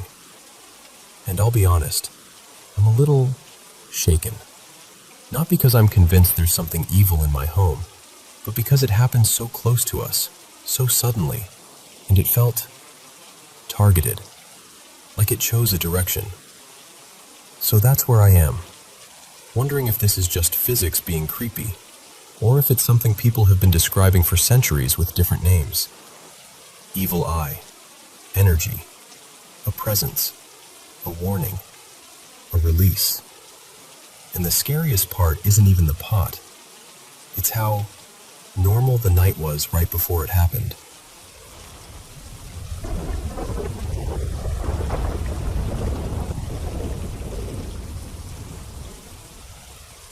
Okay, so fair warning, this is one of those topics that turns into a full-on rabbit hole the second you tug on it. I don't have clean answers yet. I just have a growing pile of patterns that won't leave me alone. After my last post, a few of you asked what I actually do have. Like, what's the part that feels solid enough to talk about without me sounding like I'm just spiraling in my own head? So I figured I'd lay it out the way I've been thinking about it. And maybe it'll spark a real discussion, instead of the usual ghost story back and forth. I originally started with what people call the Brimmed Man. And yeah, I'm choosing that name here on purpose, because the name changes depending on who you ask. But the image stays the same. He was the first entity I ever encountered, and what messed with me wasn't even my own experience at first. It was the fact that other people I knew had seen him too, years before I ever said a word about what happened to me. Like, they brought him up casually, the way someone mentions a weird, recurring dream. And I remember thinking, wait, you too? Once I started digging, it got unsettling fast. I've collected a handful of older paranormal reference books over the years, some of them dusty, some of them newer, and almost all of them mention some version of him. And then you go online, and it's like stepping into a crowd that's been talking about the same thing without realizing it. Podcasts, forums, documentaries, whole Reddit threads where thousands of people are basically describing the same silhouette. For a long time, I sat with all of that and didn't know what to do with it. And then I had an experience with something else. Something people in different places call the ceiling drifter, or the crawl thing.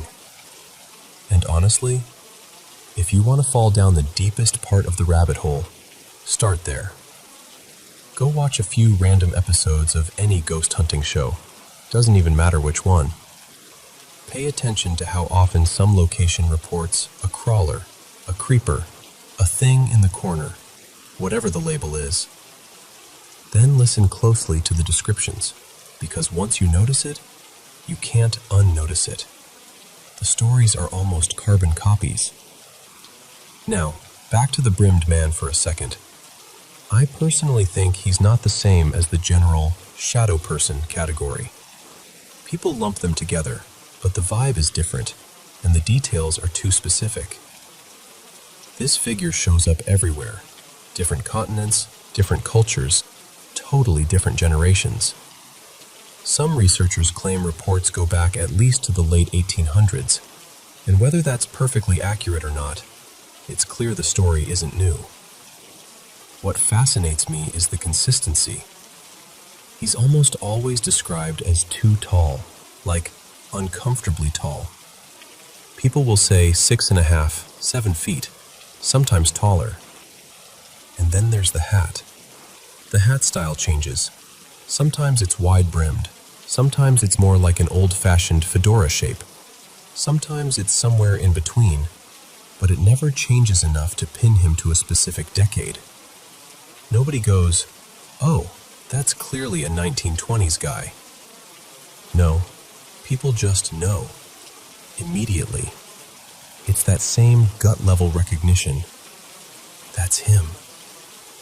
And in most accounts, including mine, he doesn't do anything dramatic.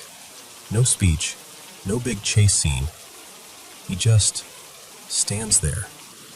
silent, still, watching. And then he fades, or he slides back into darkness like the dark is a doorway. Now, I know the most common explanation, especially online, is sleep paralysis. And look, I'm not dismissing sleep paralysis. I get why that explanation is popular. But it doesn't fit every case. It doesn't fit mine. And I've talked to enough people, friends of friends, people who weren't trying to be spooky about it, who swear they were fully awake in normal conditions and still saw the same thing. And that's the part that keeps pulling me deeper. How can so many people who have never met, who live in different countries, who didn't grow up on the same stories, describe nearly identical encounters? That's where the whole recurring entities idea starts to feel bigger than a ghost story. There's another one that fits into this same pattern, the night hag, also known in some circles as the old woman, the old hag, the black-clad visitor. This one is probably the most common of the three, and unlike the brimmed man, she's almost always tied to sleep paralysis. The reports repeat like a script. Someone wakes up frozen, can't move, can't speak, and there's an older woman, often dressed in black, moving toward them. People describe feeling her weight, her heaviness, like the air thickens. And when they finally snap out of it, she's gone. But the feeling doesn't vanish right away. It lingers, like your body remembers it even when your brain tries to file it away as just a nightmare. And then there's the ceiling drifter, the one that still creeps me out the most to talk about, because it's often not humanoid at all. People describe it as a moving mass, like a knot of darkness darker than the shadows around it, shifting, smearing, sometimes swelling larger, like it's breathing without lungs. It shows up a lot in older places, abandoned buildings, empty hospitals, shut-down schools, half-renovated houses. And here's what's weird. Those locations usually have their own regular haunting stories tied to the place. A person, a tragedy, a name. But this thing, it feels random, like it doesn't belong to the building at all. Like it's not from there, it's just in there, hanging out in a corner, up near the ceiling, like it's waiting for something. And nobody ever has a clear explanation for why it's there. So yeah, I'll be honest with you. I find it easier to believe there's something paranormal going on than to accept that this is all just a shared subconscious glitch. I can acknowledge that some experiences are sleep-related, absolutely.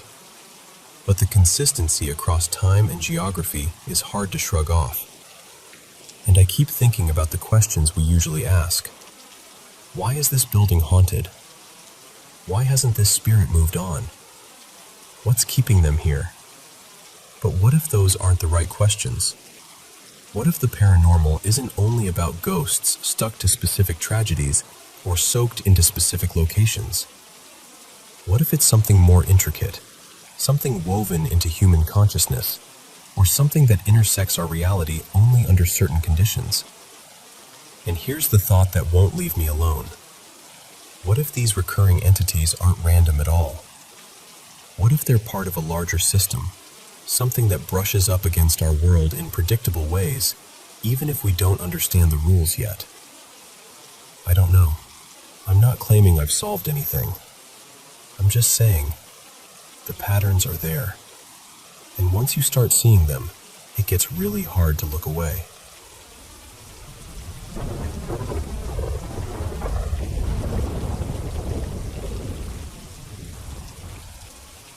So, about 5 or 6 weeks ago, I had one of those experiences that makes your stomach drop, in your own home of all places. We live in a standalone house. No shared walls, no upstairs neighbors, nothing like that.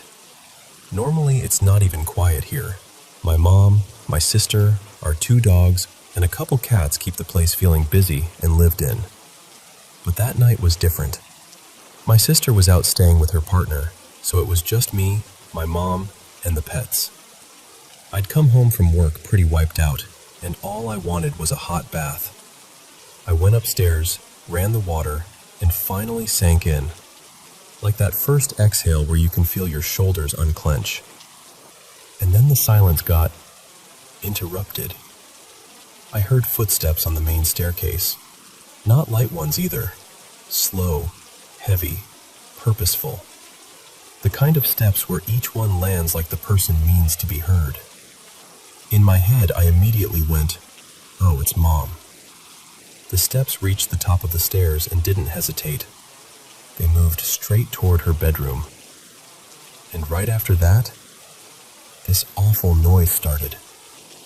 Her big mirrored wardrobe, those heavy sliding doors on a track, started getting thrown around.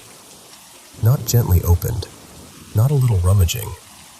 It sounded like someone was yanking the doors hard and slamming drawers shut over and over, like they were angry or in a panic.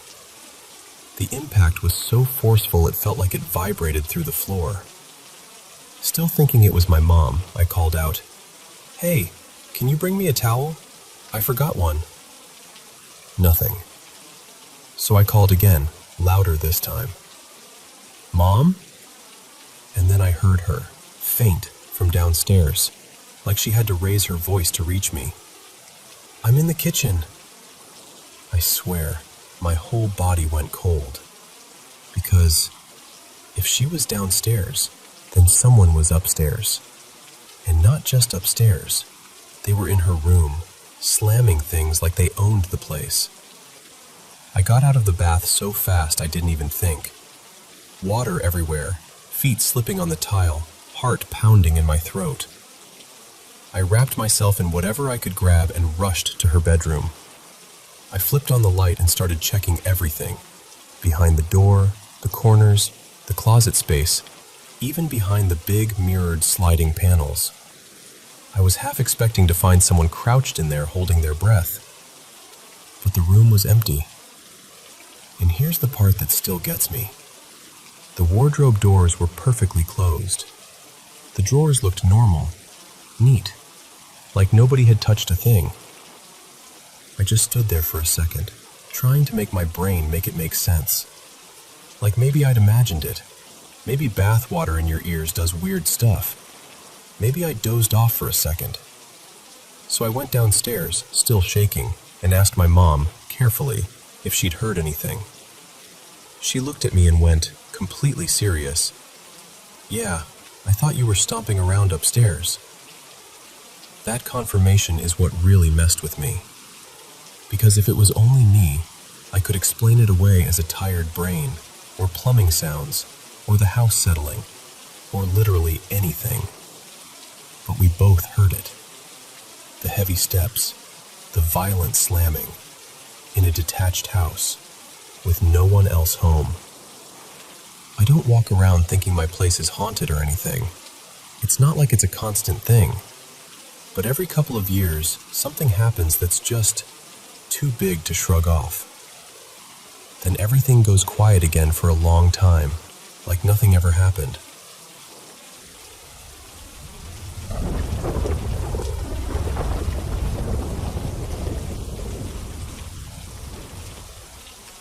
Okay, so before I start, I need to say this. I remember weirdly little about that vacation. I was around 10, and I've always been the kind of person who forgets defects fast.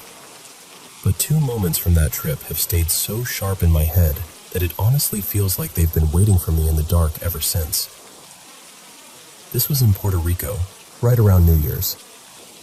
My dad, Marco, decided we should rent this small place outside of town for a long weekend.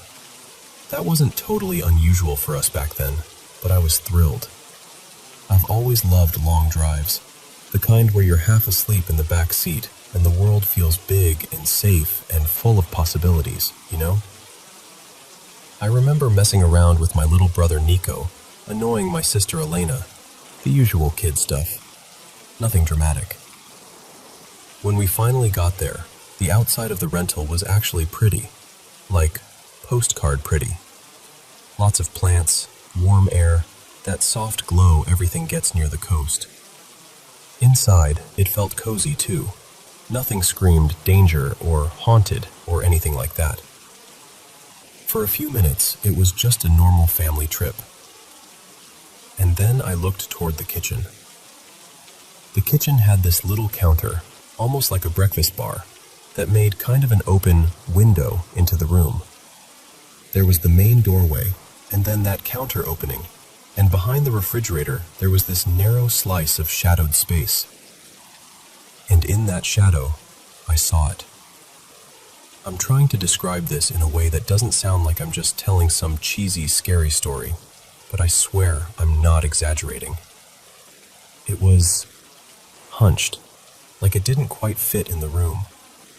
From the way it was folded over and how high the ceiling seemed, I remember thinking it must have been 8 or 9 feet tall if it stood up straight. Its skin was this sick, rotten brown, wrinkled in a way that made it look wrong, like meat that shouldn't exist anymore. And where its arms should have been, there weren't arms. Just these long, thin stubs, like the limbs had been cut away cleanly and then covered over with smooth skin. Its torso was so thin I felt like I could see bone through it. Ribs, spine, all of it, like a stretched out shape of a body. But the worst part was the face. It was almost human, which somehow made it worse. Like somebody had taken a person's head and inflated it, round and swollen, but still wrinkled like an elderly face. Its mouth was pulled back way too far, like a grin, but not a grin, and I could see gums and these yellow teeth that looked old and sick. And the thing is, I don't remember it having eyes, like there was nothing where eyes should be. But I have never felt stared at so intensely in my life. I froze, completely. I wanted to scream, I wanted to run, but my body didn't move. It felt like my lungs forgot what to do. And for a few seconds, it was just me and that thing, staring at each other across the kitchen, like the whole world had narrowed into that one strip of air. Then something happened that I still don't know how to explain. It felt like I got pulled forward. Not like someone grabbed my shirt, more like my brain got yanked closer. My vision turned foggy, like static on an old TV, and I heard this sound, like a song almost, but warped, distorted, like someone humming through a broken speaker. It only lasted a few seconds, 5, maybe 6, but it felt way longer. And then it was just gone. That first night, somehow, I still fell asleep. I was scared, yeah, but I told myself I'd imagined it, or I'd seen a shadow wrong, or my kid brain was being dramatic. But the next night, I stopped being able to lie to myself. It was late, around 1 or 2 a.m., and I woke up thirsty. I wanted water, and I also wanted one of the little snacks we'd brought because I was a kid, and that's what kids do. So I got up and went to the bedroom door. We always closed it when we slept, so I reached for the handle. And I froze again. This time, it wasn't because I saw something. It was because I felt something. This wave of dread hit me so hard it felt physical, like being slammed in the chest. I remember thinking, super clearly, if I open that door, something horrible is going to happen to me. Not a vague worry, not nerves. It felt like a warning screamed straight into my bones. I got cold all over. My stomach turned. I felt so sick with fear I thought I might throw up. So I crawled back into bed and pulled the blanket over my head like it could protect me. And that's when the footsteps started. Not normal footsteps. Not, oh, Dad's walking around footsteps. These sounded like they were everywhere. Like the house had layers and something was moving through all of them. Above me, below me, beside me. Like it was walking inside the walls and the ceiling and the floor at the same time. Every now and then it would sound closer, and I'd hold my breath so hard my chest hurt. My sister Elena slept in the other bed, right next to this small window, and somehow she didn't wake up at all, not even once. That almost scared me more, like whatever was happening wasn't allowed to touch her, or didn't care to. I stayed like that forever, just listening, shaking, trying not to cry loudly enough for anyone to hear. The only reason I know how long it lasted is because at some point the room started getting lighter. The fear didn't disappear, but it thinned out like fog as the sunrise came in. When the sun was finally up, I forced myself out of bed and opened the door. Nothing. The house was quiet, peaceful even, like it had been asleep the whole time and I was the only one who'd been awake. I ended up sleeping the rest of the morning out of pure exhaustion, like my body just shut down to recover. After that, the feeling of being watched got worse. Like, not a constant panic, more like this tightness you carry, this sense that the air behind you isn't empty.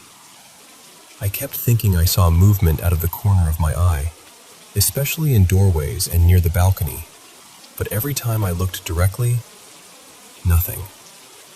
And the last night before we left, I'm almost sure I saw it again. I got up to use the bathroom, and when I glanced toward the balcony, I swear it was there. Just a shape, hunched the same way, watching. When I did a double take, it was gone. Later, my sister told me, out of nowhere, that she'd seen something outside on the balcony too. She didn't describe it the same way I did, and she couldn't say when exactly she saw it. But the fact that she said anything at all made my skin go cold. We never went back. It didn't follow us, at least not in any real way. But every once in a while, especially around New Year's, I still dream about that place. And in the dream, I'm 10 again, staring into the kitchen, and my body won't move, and I can feel it looking at me even without eyes. I know how it sounds. I know. If someone told me this story, I'd probably assume they were making it up, or dressing it up into something scarier than it really was. And I will never, ever stay in a place like that again.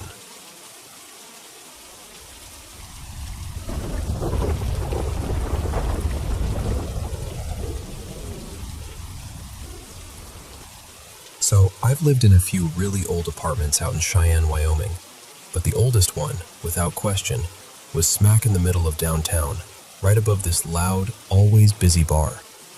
Honestly, it was a bright little place during the day.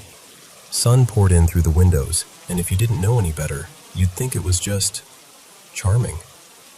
But the thing is, that apartment came with extras.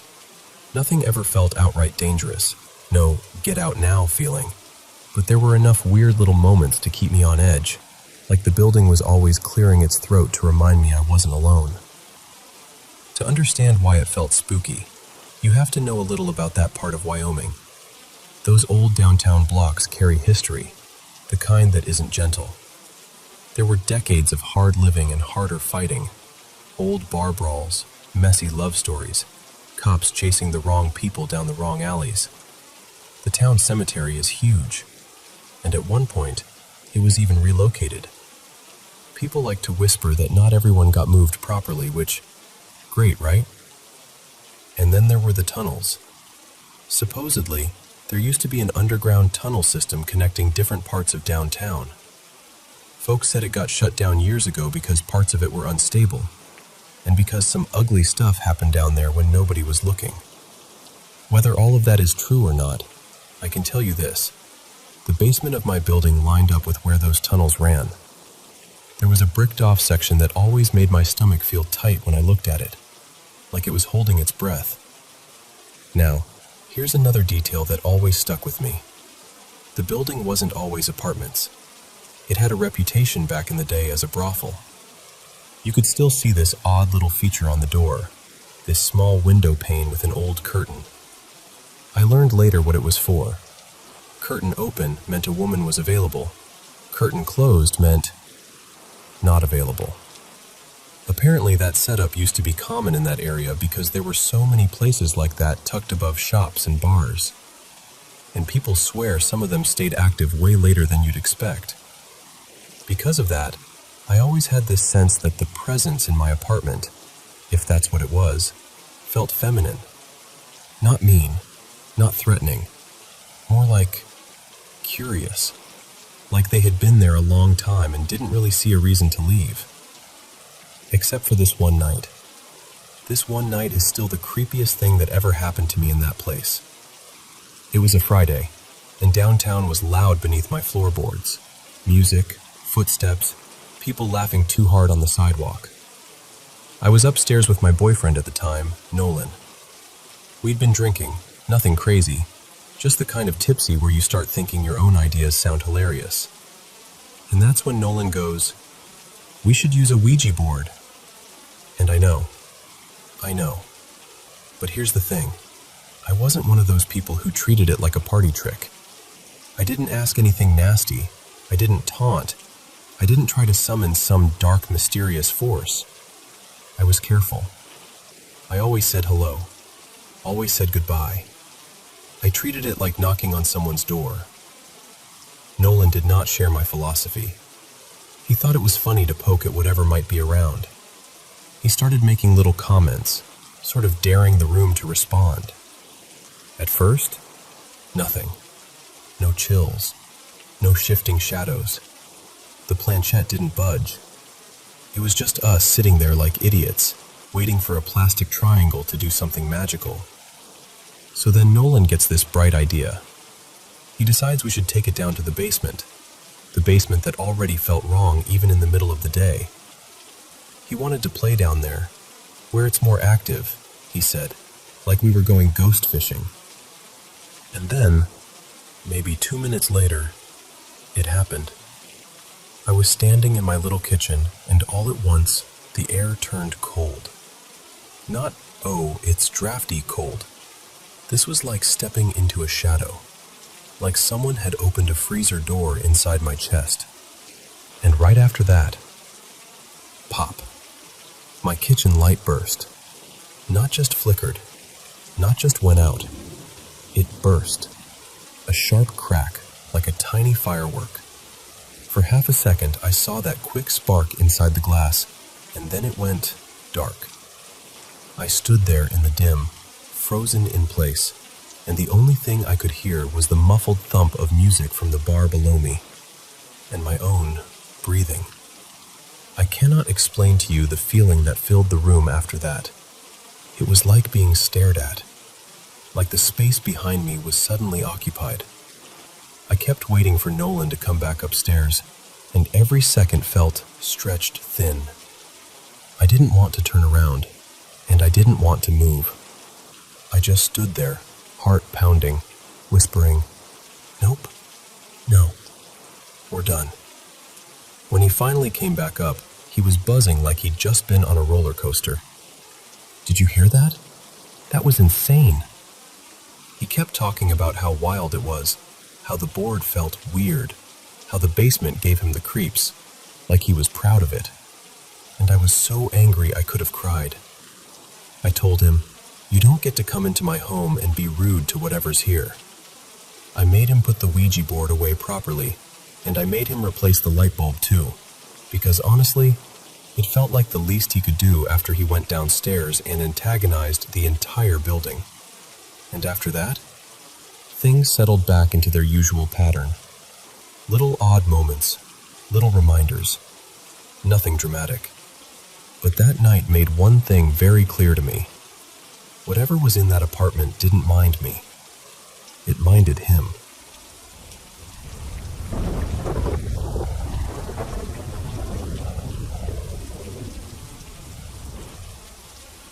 Hey, so I've been living in Fort Collins, Colorado for about 5 years now, and I've had my fair share of weird little moments out here. But there's one night that still sits in the back of my mind like a pebble in a shoe. It happened up near Vidavoo, that stretch of wild, wind-sculpted rock and forest out in the Medicine Bow area. If you've ever been there, you might know what I mean when I say it has a presence. Not evil, not threatening, just like you're not alone, even when it's quiet. One thing I should mention up front, I'm a wheelchair user, and my best friend, her name's Mara, she's able-bodied. That detail matters later. So this was a rough week for me. Something happened that really rattled me, and I called Mara because I just didn't want to be by myself. She didn't try to fix it or pep talk me or anything. She just said, "Do you want to get out for a bit? We could drive up into the woods." And honestly, that sounded like the only thing I could handle. We threw on hoodies, grabbed drinks from a gas station, and headed out. The drive into Vitavu is short, and at first it was totally normal. Dark, calm, that kind of peaceful night where the road feels like it's floating through the trees. Then we crested a hill and saw something ahead of us on the trail. 2 red lights. Not headlights like a truck, not bright enough for a car. They were low to the ground and spaced in a way that didn't make sense, and they were coming toward us steadily, like whatever it was had a slow, even pace. Mara slowed down, and we both did that thing where you stop talking at the exact same time without meaning to. At first, we assumed it was some kind of off-road vehicle, maybe an ATV or somebody with a weird setup. But as we got closer, it didn't feel like that. It wasn't bouncing the way lights usually do when something's driving over uneven terrain. It was too smooth. We topped the next rise, and Mara started to pull over to give them room to pass. And then, they didn't. They just weren't there anymore. No engine sound, no crunch of tires on gravel, no flash of turning, nothing. And the thing is, there weren't really any side paths right there. If it had turned off, we would have seen it. The road is pretty open in that stretch. We sat there for a second, both staring into the dark like it might explain itself. Mara finally went, "Okay, that's weird," in the calmest voice she could manage, which somehow made it worse. We kept going anyway, because that's what you do when you're trying to convince yourself you're fine. Our plan was to drive up to Ranger's Point. It's this little lookout area where you can see the lights of town spread out below. We weren't planning to hike, just roll up, breathe, feel small under the sky, go home. When we got to the gate where the trail begins, I pulled myself forward to get a little closer, just to see, just to feel like we'd actually made it. And my wheelchair locked up. Not like the brakes were on, not like a pebble jammed the wheel. I mean, it stopped so hard it felt like something had grabbed it. Mara immediately came around, crouched down, and checked everything. She looked for rocks, roots, anything that could snag the wheels.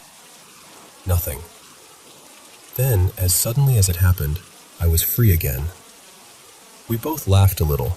Nervous laughter, you know? The kind you use like a charm to keep the dark from noticing you.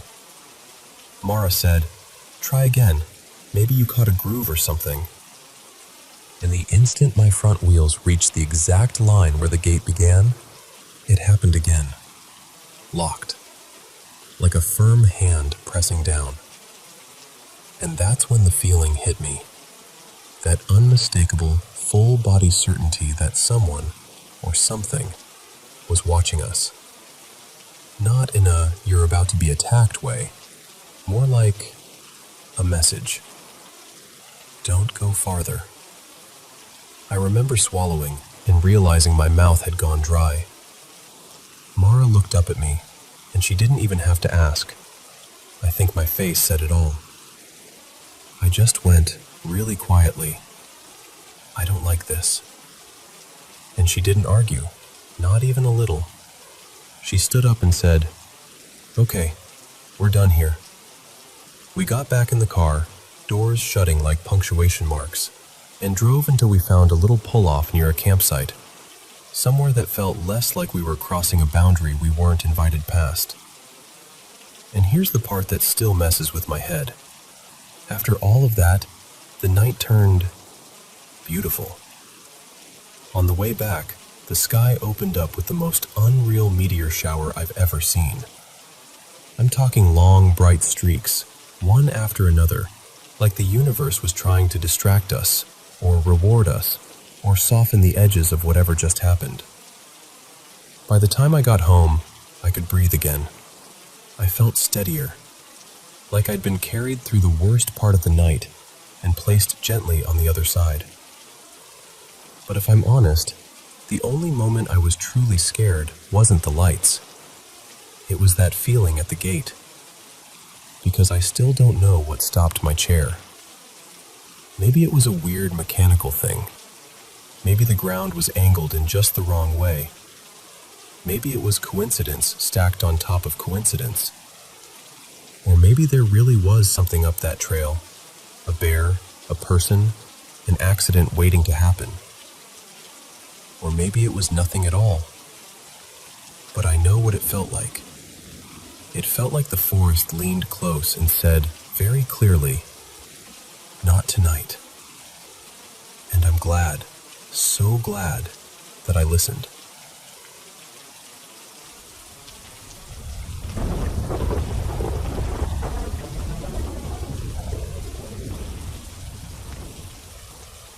Okay, so I'm going to tell you two things that happened when I was a kid.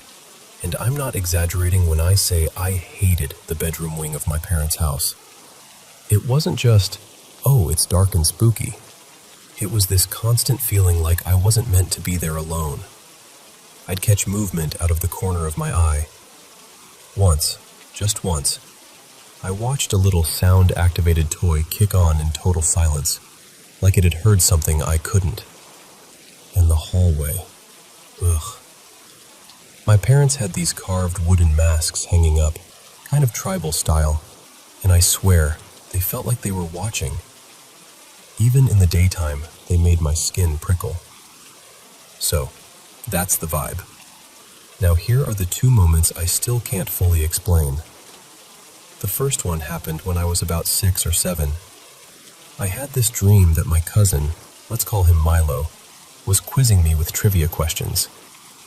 In the dream, I finally knew an answer and I got so excited that I snapped awake and just shouted it. Like I was still in the dream, yelling it out to win. And then I realized, I'm awake. I'm in my room. It's the middle of the night. And I'm yelling into an empty house. I remember the embarrassment first, like that hot, stupid feeling. I went quiet and listened, expecting to hear my mom calling my name or my dad stomping down the hall. Nothing. That's when the embarrassment slid into this weird, creeping confusion, because I was loud, and nobody reacted.